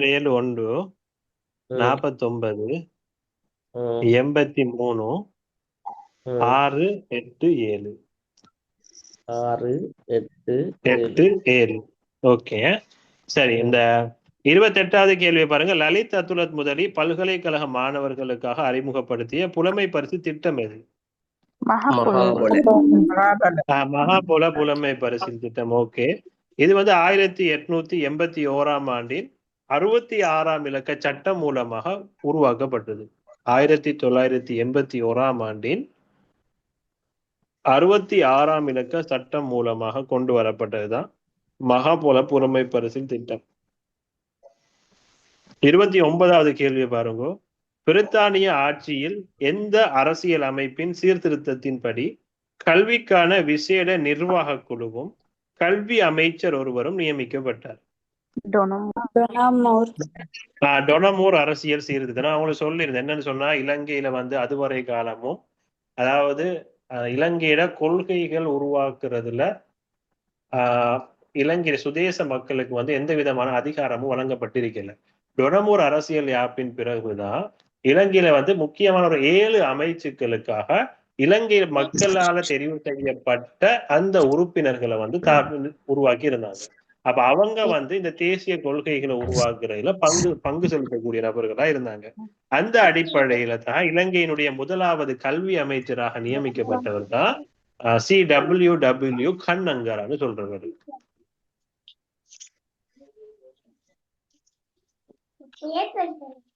CWW கண்ணங்கரான்னு சொல்றவர் தான் இலங்கையினுடைய முதலாவது கல்வி அமைச்சரா செயற்பட்டவர்.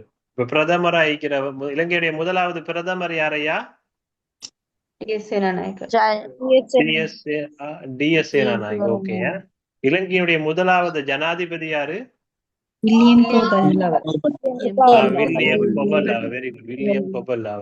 இலங்கையுடைய முதலாவது பிரித்தானிய ஆளுநர் யாரு? Frederick north. ஓகே. இலங்கையுடைய முதலாவது ஆளுநர் நாயகம் யாரு? Henry Mason. Very good. So Henry Mount Mason Moore. Okay. So Henry Mount Mason Moore. Okay. அதான் பேசிக் விஷயம் உங்க எல்லாருக்கும் நல்லா தெரியும். Very good. 30வது கேள்வி. கொடுக்குறேன் சார். இப்ப ஓ, மகாபோல எவ்வளவு கொடுக்குறோம்? அமௌண்ட் மகாபுல இப்ப எவ்வளவு? 7,500 ரூபாய் தானே? 10,000 கூட்டிட்டு இல்ல சார். 10,000 10,000 பார்லிமெண்ட்ல கொண்டு வரப்பட்டாலும் இப்ப 10,000 கொடுக்குறாங்களா? இல்ல இப்ப கொடுத்துட்டு இப்போ 7,500 தானே? ஓகே. ஆனா பார்லிமெண்ட் சொல்லப்பட்டிருக்குது 10,000 வழங்கணும் என்ற ரீதியில வந்து வரவு செலவு திட்டம் அறிவிக்கப்பட்டிருக்குதா? ஏப்ரல் மாதத்திலிருந்து. ஏப்ரல் மாதத்துல இருந்து. ஓகே. Very good.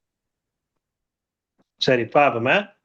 30வது கேள்வியை பாருங்க. GCE A level பரீட்சையில் கட்டாயமாக எழுத வேண்டிய 3 கட்டாய பாடம் தவிர்ந்த பாடம் எது? பொது சாதாரண பரீட்சை. ஓகே. பொது சாதாரண பரீட்சை வந்து இலங்கையில எப்ப அறிமுகப்படுத்துறாங்க? 2000.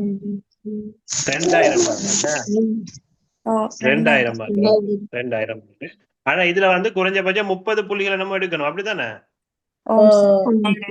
குறைந்தபட்சம் 30 புள்ளிகள் பெற வேண்டும். ஓகே. 31வது கேள்வியை பாருங்க. அரச பாடசாலைகளின் எண்ணிக்கை அன்னளவாக எவ்வளவு? 1047. இப்ப வந்து 10,047. ஓகே. இப்ப 10,047. அதுல 396 தேசிய பாடசாலைகளும் 9,651 வந்து மாகாண பாடசாலைகளும் இலங்கையில காணப்படுது. மைக்கில மியூட் பண்ணிருங்க நம்ம எல்லாரும். 10,047 ஸ்கூல் இருக்குது. அதுல 396 ஸ்கூல் வந்து நேஷனல் ஸ்கூல், 9,651 வந்து மாகாண பாடசாலை. இதுல மும்மொழி பாடசாலைகள் வந்து 40 இருக்குது. மும்மொழி பாடசாலைகள் 40 இருக்குது. 4,000 மாணவர்களுக்கும் அதிகமான பாடசாலைகள் 33 இருக்குது. இதுதான் இப்படிதான் கேள்வி வாரை. மும்மொழி பாடசாலைகள் எத்தனை இருக்குது கேட்பாங்க. இல்ல 4,000 மாணவர்களையும் தாண்டின பாடசாலைகள் எத்தனை இருக்குன்னு கேட்பாங்க. அதுல 10க்கும் குறைவான ஆசிரியர்கள் கொண்ட பாடசாலை 40. 40? ஓ, அதுல ஒரு தேசிய பாடசாலை அடங்குது. ஓகே. அது 40 நான் இங்க மாதிரி கூட போறேன். ஒரு 80 சுற்றின மாதிரி கேள்விப்பட்டேன். நான் கேள்விப்பட்டேன். இதை நான் சரியா சொல்ல ஸ்டாட்டிஸ்டிக் அதை அனலைசிங் இருக்குது என்கிட்ட. நான் குரூப்ல இப்ப போட்டுறேன். இந்த கிளாஸ் முடிய விட்டதோட நான் அந்த அனலைஸ் அந்த இதுக்குதான் 2025 அனலைசிங் எஜுகேஷன் மினிஸ்ட்ரியில் அவுட் பண்ணது. அது கட்டாயம் நீங்க எல்லாம் நல்லா தெரிஞ்சிருக்கணும். நானும் ஒருக்கா போட்டுறேன் உங்களுக்கு. சொல்லுங்க. 10,000 எத்தனை சார்? 10,047. 47. 10,047. 30க்கு ஆன்சர் வந்து பொது சாதாரண பரீட்சை. அம்மா 30க்கு ஆன்சர் பொது சாதாரண பரீட்சை. சார் அந்த தேசிய பாடசாலையா திரும்ப வரேங்க. மொத்த பாடசாலைகள் 10,047. அதுல 396 வந்து தேசிய பாடசாலைகளும் 396 தேசிய பாடசாலைகளும் 9,651 வந்து மாகாண பாடசாலைகளும் இலங்கையில காணப்படுது. அப்ப மொத்தம் 10,047 ஸ்கூல். சரியா? இந்த 10,047 ஸ்கூல்ல நம்ம அடுத்த இன்னொரு வகையில பார்த்தா மும்மொழி பாடசாலைகள் சொல்லி இலங்கையில 40 ஸ்கூல் இருக்குது. மும்மொழி பாடசாலைகள் சொல்லி இலங்கையில 40 இருக்குது. அதே போல 4,000 மாணவர்களுக்கும் அதிகமான பாடசாலைகள், 4,000 மாணவர்களையும் தாண்டிய மாணவர்கள் இருக்கிற பாடசாலைகள் வந்து 33 இலங்கையில காணப்படுது. 33 இலங்கையில காணப்படுது. அப்ப இலங்கையில நீங்க சொல்லுங்க, முதலாவது மகளிர் பாடசாலை எது? மகளிர் கல்லூரி. Very good. உடுவில் மகளிர் கல்லூரி. இது வந்து எப்படின்னு சொன்னா ஆசியாவிலேயே முதலாவது பெண் வதிவிட பாடசாலைன்னு சொல்லப்படுது. ஆசியாவிலேயே முதலாவது பெண் வதிவிட பாடசாலைகள், அதாவது பெண்கள் தங்கி கல்வி கற்கக்கூடிய ஒரு பாடசாலையா காணப்பட்டது இந்த உடுவில் பாடசாலை. இது எப்ப ஆரம்பிக்கப்பட்டுச்சுன்னு கேட்டா 1824 ஆண்டு. 1824 ஆண்டு.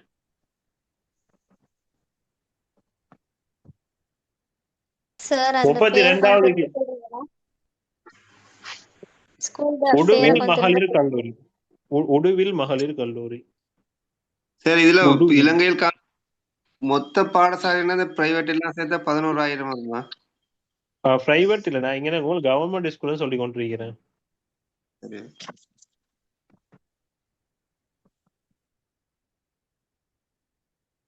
எத்தனை ஆண்டு சார் உடுவில் மகளிர் கல்லூரி? 1824. அது காலி ரிச்மண்ட் கல்லூரி ஆரம்பிக்கப்பட்டு 10 வருடங்களின் பின்னர் இந்த உடுவில் மகளிர் கல்லூரி ஆரம்பிக்கப்பட்டிருக்கிறது. சரியா? 32வது கேள்வி பாருங்க. இலங்கையில் ஆசிரியர் தினம் எப்போது கொண்டாடப்படுகிறது? அக்டோபர் 6. சர்வதேச ஆசிரியர் தினம் வந்து அக்டோபர் 5. ஓகே. அப்ப இலங்கையில ஆசிரியர் தினம், அதாவது தேசிய ஆசிரியர் தினம் வந்து அக்டோபர் 6ஆம் திகதியும், சர்வதேச ஆசிரியர் தினம் வந்து அக்டோபர் 5ஆம் திகதியும் நடைபெறும். அப்ப இந்த ரெண்டுலையும் துணைப்பொருள் என்னன்றதை நான் உங்களுக்கு கடைசி கிளாஸ்ல தந்துட்டேன். நான் உங்களுக்கு ஆல்ரெடி சொன்னது சர்வதேச ஆசிரியர் தினத்தை பரிந்துரை செஞ்சவர் மெண்டிஸ்னு நான் ஆல்ரெடி சொல்லிட்டேன்னா மைண்ட்ல வச்சுக்கொள்ளுங்க. பாடசாலை கல்வி முறையின் அடிப்படையான முறைமை எவ்வாறு அழைக்கப்படும்? முறைசார் கல்வி. Very good. முறைசார் கல்வி. Very good, very good. முறைசார் கல்வி. இது எல்லாருக்கும் ஒண்ணு பதில் உங்களுக்கு தெரியும். இதான் அந்த கேள்வியை விளங்கி கொள்றதுதான் விஷயம். கேள்வியை விளங்கி கொண்டா பதில் எல்லாருக்கும் தெரியும். முறைசார் கல்வி. 34வது கேள்வி வந்து தற்போது உள்ள கல்வி கட்டளை சட்டம் அறிமுகப்படுத்தப்பட்ட ஆண்டு எது? Very good. 1939ஆம் ஆண்டில் 31ஆம் ஆண்டு கல்வி கட்டளை சட்டம். ஓகே, கல்வி கட்டளை சட்டம். உங்களுக்கு தெரியும் கட்டளை சட்டம்டா என்ன, சட்டம்டா என்ன, வித்தியாசம் என்ன?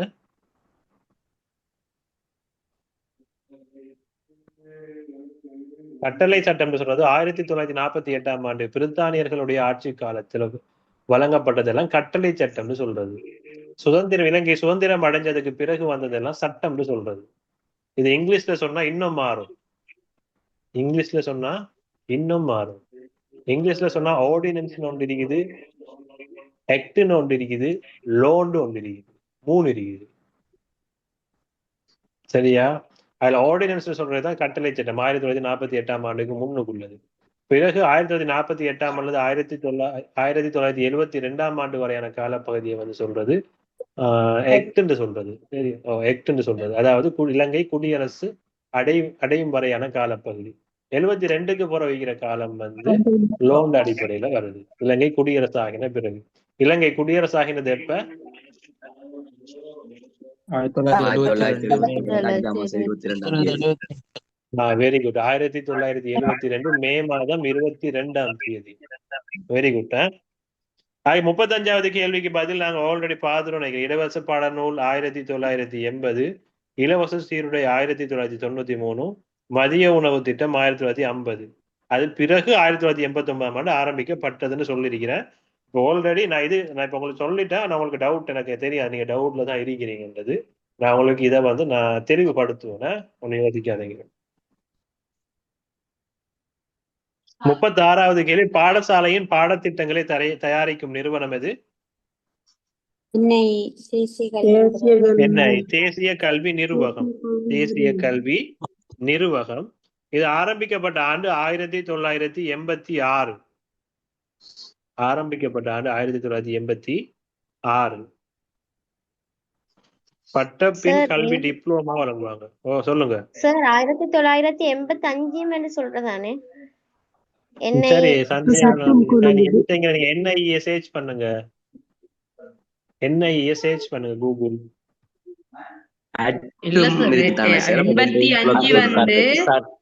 சட்டம் கொண்டு வந்த சார் சரத்து கொண்டு வந்தவங்க. ஆனா 86 தான் வந்து அது அமுல்படுத்தப்பட்ட ஆண்டு 1986. சரியோ?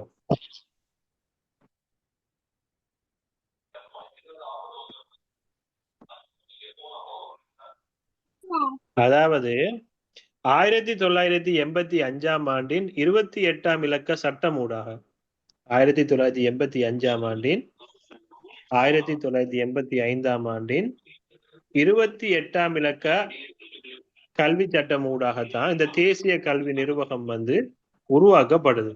ஆனா இது உண்மையா எப்ப உருவாக்கப்பட்ட ஆண்டுன்னு கேட்டா 1986 தான். 1986 தான். சரியா? பட்டப்பின் கல்வி டிப்ளோமா வழங்குற நிறுவனம் இதுதான். பட்டப்பின் கல்வி டிப்ளோமா வழங்குற நிறுவனமும் இந்த தேசிய கல்வி நிர்வாகம் தான். சரிதானே? 37வது கேள்வி காபோத சாதாரண தரத்தில் உள்ள தொகுதி பாடங்கள் முறை. எத்தனை தொகுதி பாடங்கள் இருக்குன்னு கேக்குறேன். 3 தொகுதி பாடங்கள் இருக்குது. அதாவது பக்கெட் சப்ஜெக்ட் நம்ம சொல்றது தானே, இந்த பக்கெட் சப்ஜெக்ட். அப்ப பக்கெட் சப்ஜெக்ட் 1ல என்ன வருது, பக்கெட் சப்ஜெக்ட் 2ல என்ன வருது, பக்கெட் சப்ஜெக்ட் 3ல என்ன வருது? பாஸ்கெட் சப்ஜெக்ட் 1 வந்து 1ல புவியியல் குடியியல் முதலாவதுல சார் இலக்கியம், மொழி சார்ந்த பாடங்கள், இலக்கிய நயம். ஓகே, இலக்கிய நயம் வரும். சரியா? நீங்க சொல்ல சரி. சிங்களம், இலக்கிய நயம், சிங்களம் அப்படியான மொழியியல் சார்ந்த பாடங்கள் வரும். 2வது தொகுதிக்குள்ள பாத்தீங்கன்னா 2வது தொகுதிக்குள்ள ஐடி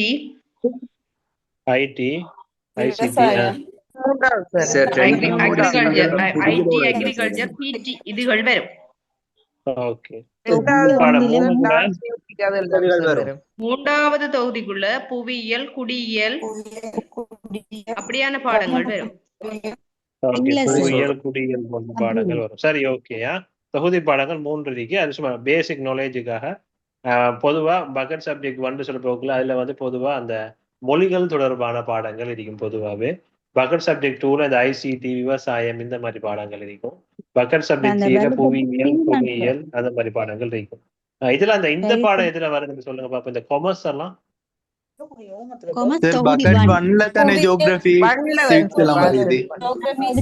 சரி கொஞ்சம் பக்கெட் 1ல தான் இந்த புவியியல் குடியியல் எல்லாம் வருது. Civics, second language Sinhala, second language Sinhala அதுல தான் வரும். ஓகே, அப்ப பக்கெட் 3ல என்ன வருது?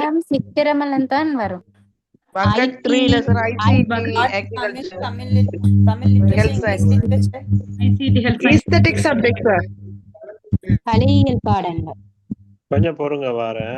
கலை தொடர்பான பாடங்கள். Very good. பக்கெட் 3ல எஸ்தெட்டிக் சப்ஜெக்ட்ஸ் வரும் sir. Dance music, dance music அதுகள் வர பாடம். சரியா? சம்பந்தப்பட்ட பாடங்களோட தொழில்நுட்ப முறை ஐடி சேர்ந்து ஹெல்த்தும் வரும். சரி சரி, ஓகே. பக்கெட் 2ல அந்த இலக்கிய சம்பந்தப்பட்ட பாடங்கள், அதாவது தமிழ் மொழி. லேசா சொல்றேன், கொஞ்சம் பொறுங்க. சரியா?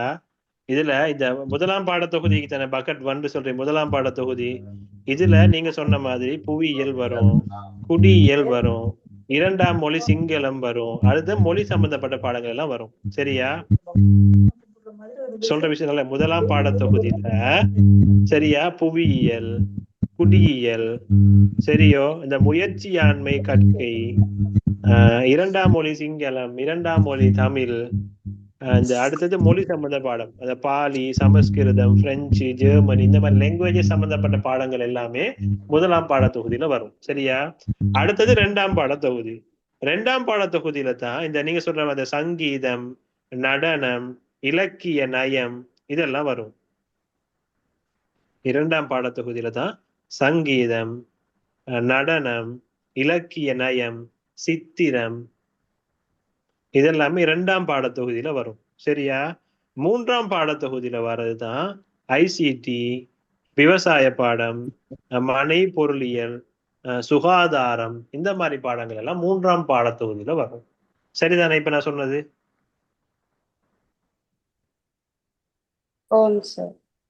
ஓகே, அடுத்தது பாருங்க. 38வது கேள்வியை பாருங்க. இலங்கை தேசிய கல்வி கல்லூரி ஆசிரியர்கள் எதற்கு தகுதி, இந்த டீச்சிங்ல எந்த கிரேடுக்கு தகுதியுடைய ஆட்கள்? கோயில்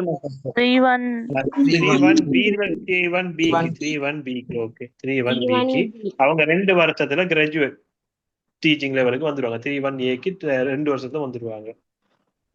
அதன் பிறகு 3 வருஷத்துல 2-2க்கு போயிடலாம. அதுக்கு பிறகு 7 வருஷம் நினைக்கிறேன். 7 வருஷம் 7 வருஷம் நினைக்கிறேன். 7 வருஷத்துல நீங்க 2-2 வந்து 2-1க்கு போயிருவீங்க.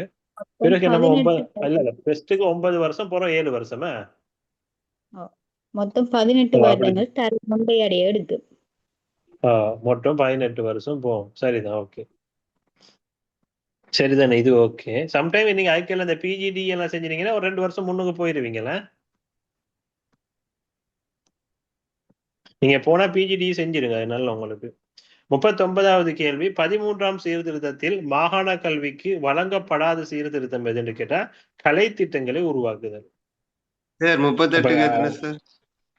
38க்கு 3-1B 3-1B. 13ஆம் சீர்திருத்தம் மாகாண கல்விக்கு வழங்கப்படாத சீர்திருத்தம் கலை திட்டங்களை உருவாக்குற அதிகாரம் அவங்களுக்கு வழங்கப்படல. கலை திட்டங்களை உருவாக்குறது தேசிய கல்வி நிர்வாகம் தான். சரியா? 40வது கேள்வி வந்து கற்புல செவிப்புல மாணவர்களுக்கு அமைக்கப்பட்ட பாடசாலை எங்கு உள்ளது? மகரகமல ரத்மலானைல. ரத்மலானைல 1912ஆம் ஆண்டு உருவாக்கப்பட்டது. ரத்மலான 1912ஆம் ஆண்டு. இது ஸ்பெஷல் எஜுகேஷன் தானே? கற்புல செவிப்புல சில பக்கம் விளங்குது தானே உங்களுக்கு, அந்த காது கேட்காத கண் பார்வை இல்லான்னு சொல்லுவாங்க. அவங்க ஸ்பெஷல் நீட்ஸுக்கு தான் வருவாங்க. ஒரு டைட்டானிக் கப்பல் எப்ப கடல்ல மூழ்கிட்டு தெரியுமா? 1912 தான். சரியா? ஓகே. 41வது கேள்வி, பாடசாலையில் மாணவர்களின் இடைவிலகல் இடம்பெற காரணம் என்ன? பொதுவா அது காமனான ஒரு கேள்விதான். பொதுவா குடும்ப பொருளாதார பிரச்சனைன்னு சொன்னா போதுமானது. குடும்ப பொருளாதார பிரச்சனைன்னு சொன்னா போதுமானது. 42வது கேள்வி, பல்கலைக்கழகங்களுக்கு அனுமதி வழங்கும் நிறுவனம் எது? எப்ப உருவாக்கப்பட்ட ஆண்டு என்னது? 1978. Very good. 1978. 1978ஆம் ஆண்டின் 16ஆம் இலக்க சட்டம். 1978ஆம் ஆண்டின் 16ஆம் இலக்க சட்டம். நான் உங்களுக்கு அடுத்த டியூட் போடும். அடுத்த டியூட் இந்த கல்வி சட்டங்கள் இருக்கல்ல, அது எல்லாத்தையுமே உள்ளடக்கின ஒரு பேப்பர் ஒன்று போடுவேன். அதாவது அதுல எல்லா கட்டளை சட்டங்கள் எல்லாமே அந்த பேப்பர்ல ஒரு தாள்ல நான் ஃபுல்லா அடிச்சு தந்துடுவேன். அடுத்த டியூட் போடும்போது போடுவேன்னா ஹொட்லைன் வந்து இதுல வந்து 1980 பல்கலைக்கழக மானியங்கள் ஆணைக்குழு அவசர தொலைபேசி இலக்கம் 1980. 42வது கேள்விக்குரிய பதில் தாமா பல்கலைக்கழக மானியங்கள் ஆணைக்குழு. பல்கலைக்கழக மானியங்கள் ஆணைக்குழு. 43வது கேள்வி பாருங்க, முன் பள்ளிகளை நடத்தும் நிறுவனம் எது?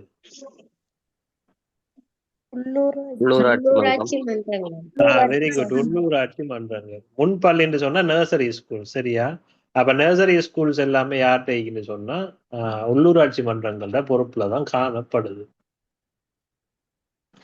அப்ப அவங்களுக்கு எல்லாம் குரு அபிமானிய அப்படி எல்லாம் நிறைய அந்த காசு எல்லாம் அவங்களுக்கு கொடுக்குறது. மாசம் 5000 ரூபாய் கொடுக்க டீச்சர்ஸ் மாதிரி இருக்கிறாங்க. மாசம் 15000 ரூபாய் கொடுக்க டீச்சர்ஸ் மாதிரி இருக்கிறாங்க. மாசம் 30000 ரூபாய் பெற டீச்சர்ஸ் மாதிரி எல்லாம் இருக்கிறாங்க. நர்சரி டீச்சர்ஸ் இருக்கிறாங்க, இல்லாம இல்லை. இப்ப உள்ளூராட்சி சொல்றது, இலங்கையில மொத்தம் எத்தனை உள்ளூராட்சி மன்றங்கள் காணப்படுது? 341. Very good. 341 உள்ளூராட்சி மன்றங்கள் இலங்கையில காணப்படுது. கடைசியா நடத்தப்பட்ட உள்ளூராட்சி மன்ற தேர்தலில் வந்து 339 உள்ளூராட்சி மன்றங்களுக்கான தேர்தல் தான் நடத்தப்பட்டது. இந்த கல்முனைக்கும் எல்பிடிஏக்கும் எலெக்ஷன் நடத்த இல்லை. ஆகவே 339 தான் நடத்தினேன். சும்மா ஒரு நொலேஜுக்காக பக்கத்துல எழுதி வச்சுக்கோங்க. இலங்கையில காணப்படுற மாநகர சபை 29, நகர சபை 36, பிரதேச சபை 276. இது உங்களுக்கு ரிலேட்டட் இல்லை, இருந்தாலும் வரும் நாலேஜ், ஜஸ்ட் ஒரு நாலேஜ், அவ்வளவுதான். மாநகர சபை 29, நகர சபைகள் 36, பிரதேச சபைகள் 276 இருக்கு.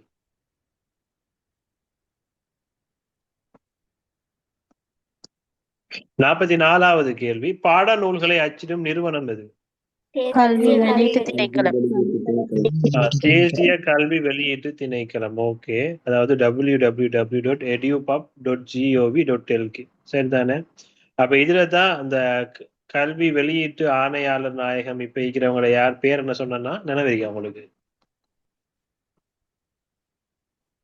ஓம் sir Dematagoda very good, Dematagoda. Very good, very good. அந்த Dematagoda Subashini Dematagoda. Very good. D A Subashini Dematagoda. Dematagoda okay. நினைவிக்க ஊர் தான் டெமட்டோகோட, அது ஓகே. அப்ப சுபாஷினி மட்டும் தான் நம்ம கொண்டு வரணும். சரியா? உங்களுக்கு தெரியுமா, முந்தி இந்த கல்விக்கு முந்தி 1996ஆம் ஆண்டுல ஒரு இதொன்று கொண்டு வந்தாங்கல்ல, அறிக்கை ஒன்று கொண்டு வந்தாங்க. சம்பளம் தொடர்பான பிரச்சனை எல்லாம் வாரதுக்கு முக்கிய காரணம் அதுதான், அந்த அறிக்கை தான். அறிக்கையில பேர் தெரியுமா என்னண்டு? சுபோதினி அறிக்கை. அதான் sir, Subodhini. Very good, Subodhini. Sir கொஞ்சம் ரிப்பீட் அது பண்ணுங்க சார். சுபோதினி, இது சுபாஷினியா, ரெண்டு வித்தியாசம். சொல்லுங்க என்ன சார்? இப்ப சொன்னதை கொஞ்சம் கிளியரா விளங்கல சார். சுபோதினி அந்த இப்ப நான் கடைசி சொன்ன விஷயம் ஒன்று இந்த பாடநூல்களை அச்சிடுற நிறுவனம் கல்வி வெளியீட்டு திணைக்களம். சரியா? தேசிய கல்வி வெளியீட்டு திணைக்களம். அதுல ஆணையாளர் நாயகமாக, அதாவது அவரோட பதவி பெயர் சொல்லலாம் எப்படின்னு சொன்னா கல்வி வெளியீட்டு ஆணையாளர் நாயகம். கல்வி வெளியீட்டு ஆணையாளர் நாயகம் தான் அவரோட பதவி பெயர். அவ யாருன்னு கேட்டா டிஏ சுபாஷினி தெமட்டகோட. அவரோட பேர் டிஏ சுபாஷினி தெமட்டகோடன்னு சொன்னோம். சரியா?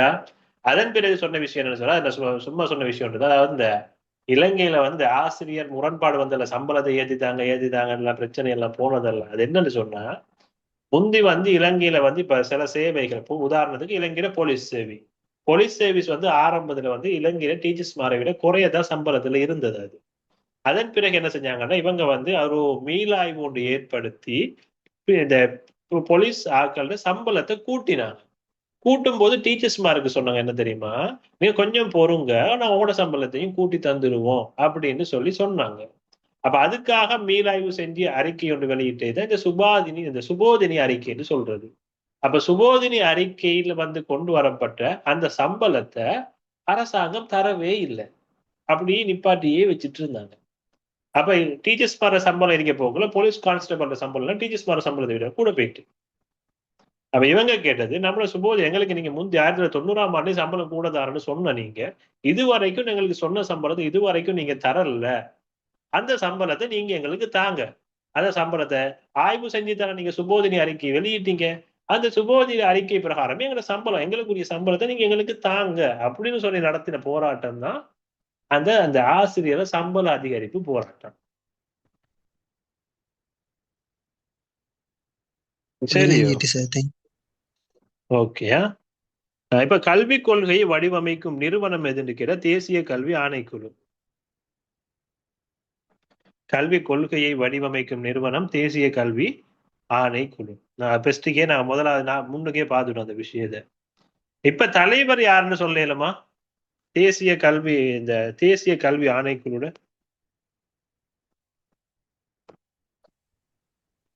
As Anand. Very good, as Anand.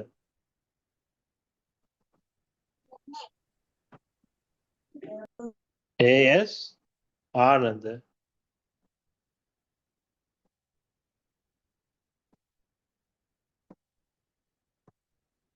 Sir அவரோட போஸ்டிங்க்கு தேசிய கல்வி ஆணையாளர் ஆணைக்குழுவுக்கு அந்த ஆணையாளர் நாயகம் மாதிரி வருமா, இல்லாட்டி என்ன பொசிஷன் சார்? இல்ல, அதுல என்னன்னு சொன்னா அவரை தலைவர் தான் சொல்றது, இங்கிலீஷ்ல சொன்னா சேர்மன் சொல்றது. சரியா? சார் தேசிய கல்வி ஆணைக்குழுட தலைவர் ஜனாதிபதி என்றும் சொல்றதானே? இல்ல இல்ல இல்ல, தலைவர் இவர் தான் வருவார். இவர் ஒரு பேராசிரியர் ஏ சரத் ஆனந்த். ஏஎஸ் ஆனந்த்னு சொன்னா என்னன்னு கேட்டா ஏ சரத் ஆனந்த் தான் அவரோட பேர். சரியா? ஏ சரத் ஆனந்த். சரியா? இது என்னன்னு கேட்டா இலங்கையில ஒவ்வொரு காலகட்டத்திலையும் ஒவ்வொரு ஆணைக்குழுக்களை நியமிப்பாங்க. அது ஆணைக்குழு, அது ஒரு டீம், ஆணைக்குழு ஒன்றே நியமிப்பாங்க. இப்ப இலங்கையில காணப்படுறது வந்து 9வது தேசிய கல்வி ஆணைக்குழு. இப்ப இலங்கையில காணப்படுறது வந்து 9வது தேசிய கல்வி ஆணைக்குழு தான் இப்ப இலங்கையில இருக்கிறது.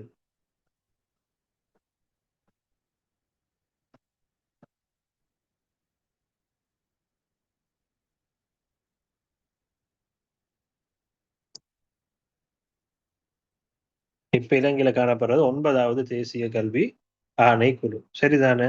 இது 1991 ஆண்டின் 19ஆம் இலக்க சட்டம் மூலம் உருவாக்கப்பட்டது. 1991 ஆண்டின் 19ஆம் இலக்க சட்டம் மூலம் உருவாக்கப்பட்டது. சரியா? 46வது கேள்வி பாருங்க. 2023ஆம் ஆண்டில் ஜனநாயகத்துக்கான கல்வி எனும் தொனிப்பொருளிலான தீர்மானத்தை மேற்கொண்ட அமைப்பு எதுன்னு கேட்டா சர்வதேச சிறுவர் சமவாயம். சர்வதேச சிறுவர் சமவாயம். சரியா? 47வது கேள்வி. இலங்கை பல்கலைக்கழகங்களுக்கு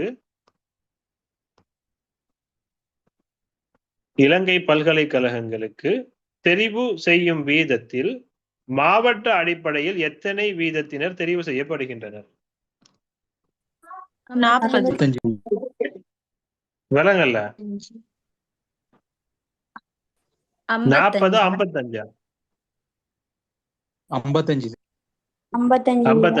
வெரி குட். 55%.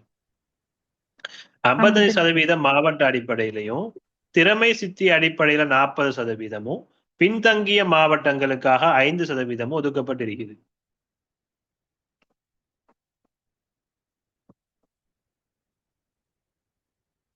திறமை சித்தி 40%, பின்தங்கிய மாவட்டத்துக்கு 5% ஒதுக்கப்பட்டிருக்கிறது.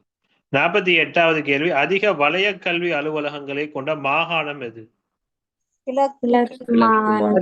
கிழக்கு மாகாணத்துல அதிக அளவு கல்வி அலுவலகங்கள், வலய கல்வி அலுவலகங்கள் இருக்குது. அப்ப குறைந்த அளவு கல்வி அலுவலகங்கள் காணப்படுற மாகாணம் எது? இல்ல சப்ரகமுவ மாகாணம். Very good. சப்ரகமுவ மாகாணம். அப்ப இந்த வலய கல்வியில நடைமுறை இலங்கையில வந்து 1988ஆம் ஆண்டு ஆரம்பிக்கப்படுது. இந்த வலய கல்வியில நடைமுறை இலங்கையில வந்து 1988ஆம் ஆண்டு ஆரம்பிக்கப்படுது.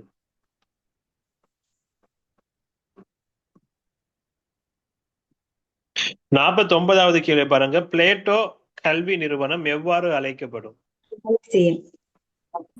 என்னது? அகாடமி. Okay, academy. லைசியம் வந்து அரிஸ்டோட்டில். லைசியம் வந்து அரிஸ்டோட்டில். போர்த்துகேயர் காலத்துல காணப்பட்ட பாடசாலை எப்படி சொன்னாங்க? என்ன விலங்கல்ல?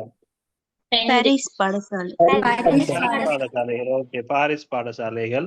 ஒல்லாந்தர காலத்துல என்ன சரி பாடசாலைகள் இருந்துச்சு அப்படி ஸ்பெஷலா சொல்ற மாதிரி?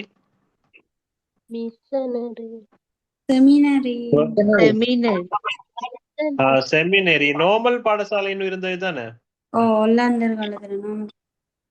செமினரி இருந்தது, நார்மல் பாடசாலை இருந்தது. அதெல்லாம் என்ன ஒவ்வொரு இதுல பார்ப்போம். சரியா?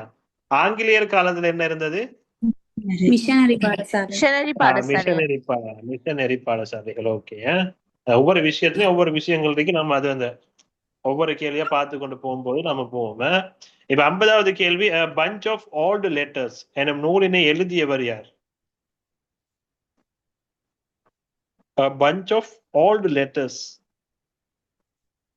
எனும் நூலினை எழுதியவர் இந்தியாவினுடைய முதலாவது பிரதமர் ஜவஹர்லால் நேரு. இந்தியாவினுடைய முதலாவது பிரதமர் ஜவஹர்லால் நேரு. இந்தியாவினுடைய முதலாவது பிரதமர் ஜவஹர்லால் நேரு. சரியா? இலக்கியத்துக்கான நோபல் பரிசு பெற்ற முதலாவது ஆசிய நாட்டவர் யாரு? இந்தியா தான். ரவீந்திரநாத் தாகூர். Very good. இலக்கியத்துக்கான நோபல் பரிசு பெற்ற முதலாவது ஆசிய நபர் வந்து ரவீந்திரநாத் தாகூர். அவருக்கு 1913ஆம் ஆண்டு அவர் எழுதிய கீதாஞ்சலி என்னும் நூலுக்காக வழங்கப்பட்டது. சரியா? ஓகே. 51வது கேள்வியை பாருங்க. பிள்ளைகளின் மீட்சியாளர், வியோசனம் அளிப்பவர் என போற்றப்படும் கல்வி சிந்தனையாளர் யார்? Jean Jacques Rousseau. Jean Jacques Rousseau. Jean Jacques Rousseau. ரூசோட நாடு வந்து சுவிட்சர்லாந்து. அவர் எழுதிய முக்கியமான நூல்கள் சொல்ல போகல சமூக ஒப்பந்தம், எமிலி, அதெல்லாம் அவர் எழுதிய நூல்களை விளங்கல்ல.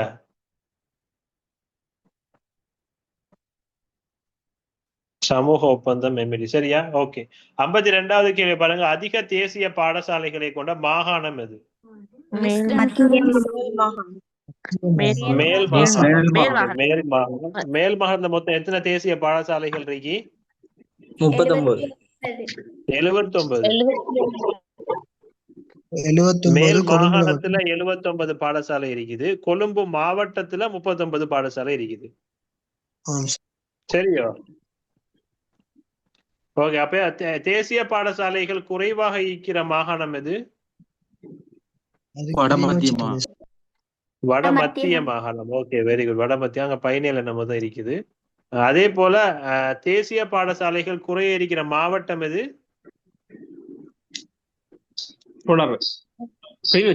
கிளிநொச்சி மற்றும் முல்லைத்தீவு. கிளிநொச்சி மற்றும் முல்லைத்தீவு ரெண்டுலயுமே 3 ஸ்கூல் தான் இருக்கு, நேஷனல் ஸ்கூல். ரெண்டுலயுமே நேஷனல் ஸ்கூல் 3 தான் இருக்கு. சரியோ? ஸ்டீம் கல்வி முறையை முதலில் உலகத்துக்கு அறிமுகம் செய்த நாடு எதுன்னா?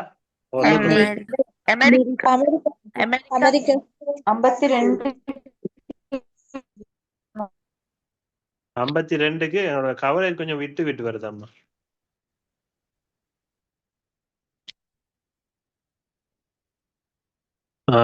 ஓகே. அதிக தேசிய பாடசாலை கொண்ட மாகாணம் வந்து மேல் மாகாணம்னு சொன்னோம். சரியாம்மா? ஸ்டீம் கல்வி முறையை முதலில் உலகத்துக்கு அறிமுகம் செய்த நாடு அமெரிக்கா. சொன்னேன் நான் உங்களுக்கு. 2006ஆம் ஆண்டு ஜோர்ஜெட் யாக்மன், நம்ம கடைசியா கிளாஸ்ல அதை பத்தி சொன்னேன். ஜோர்ஜெட் யாக்மன் 2006ஆம் ஆண்டுன்னு சொல்லி. அது இலங்கையில வந்து 2023ஆம் ஆண்டு 3ஆம் மாசம் 31ஆம் தேதி கொழும்பு ராயல் காலேஜ்ல வச்சு அறிமுகப்படுத்தப்படுது. ஆனா இந்த ஸ்டீம் கல்வி முறையை இலங்கையில அறிமுகப்படுத்துறதுக்கு அமைச்சரவை வந்து 2017ஆம் ஆண்டே அனுமதி வழங்கிட்டாங்க. 2017ஆம் ஆண்டே அமைச்சரவை அனுமதி வழங்கப்பட்ட போதும் இலங்கையில அது அறிமுகப்படுத்தப்பட்டது 2023ஆம் ஆண்டு. எங்க அறிமுகப்படுத்தினாங்கன்னா கொழும்பு ராயல் காலேஜ். சரிதானே? 54வது கேள்வி.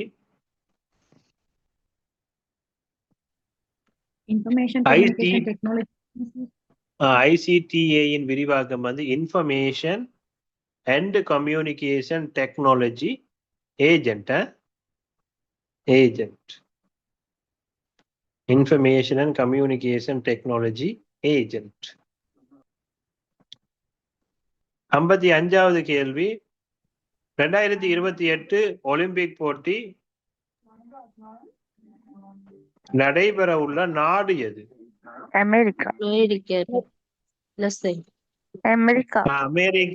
லாஸ் ஏஞ்சல்ஸ் நகரத்துல தான் இந்த 2028ஆம் ஆண்டு ஒலிம்பிக் போட்டி நடக்க போகுது.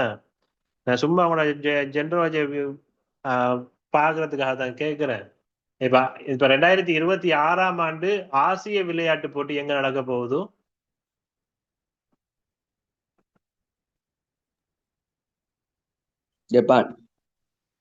ஜப்பான். Very good. இப்ப 2026ஆம் ஆண்டு ஐசிசி T20 எங்க நடந்து கொண்டிருக்கு? இலங்கையில. இந்தியா மற்றும் இலங்கை. இந்தியா மற்றும் இலங்கை 2 நாட்டுல நடக்குது. இந்தியா மற்றும் இலங்கை. சரி, 2026ஆம் ஆண்டுல குளிர்கால ஒலிம்பிக் போட்டி எங்க நடக்க போகுது? Very good. ஓகே. அப்ப 2026ஆம் ஆண்டு பொதுநலவாய விளையாட்டு போட்டி எங்க நடக்க போகுது? Very good. ஸ்காட்லாண்ட்ல கிளாஸ்கோல நடக்க போகுது. Very good. தேங்க்யூ. சரி, அப்ப என்னன்னு சொன்னா, இப்ப லாஸ் ஏஞ்சல்ஸ்னு சொல்ல போகல, அந்த லாஸ் ஏஞ்சல்ஸ்ல தான் பொதுவா இந்த ஒஸ்கார் விருது வழங்குற விழா எல்லாம் நடத்துறதும் அங்கதான். இப்ப அண்மையில கூட லாஸ்ட் இயர்ல மிகப்பெரிய காட்டு தீ ஒன்று ஏற்பட்டிருந்தது லாஸ் ஏஞ்சல்ஸ்ல. ஆனா பேப்பர்ல கேள்வி வரும்போது பொதுவா கேட்பாங்க, அந்த காட்டு தீ ஏற்பட்ட மாநிலம் எதுன்னு கேட்பாங்க. லாஸ் ஏஞ்சல்ஸ் வந்து மாநிலம் இல்லை, அது ஒரு நகரம் தான். மாநிலம்னு சொல்ல போகல, அது கலிபோர்னியா. என்ன ரீதியில அது வாரம். ஓகே, கலிபோர்னியா மாநிலம். சரியா? இவ்வளவு நேரம் பொறுமையா என்ற கிளாஸ் நின்று கவனிச்சதுக்கு ரொம்ப நன்றி அனைவருக்கும். இந்த நாள் இனிய நாளாக அமைய அனைவருக்கும் வாழ்த்துக்கள். வீடியோ ரெக்கார்டிங் எல்லாருக்கும் வழங்கப்படும். எதுவும் டவுட்டுகள் இருந்தா நீங்க இதை கேட்கலாம். நீங்க இந்த ரெக்கார்டிங்க சரோஜா, நீங்க ரெக்கார்டிங்க ஆஃப் பண்ணிருங்க. இப்ப இந்த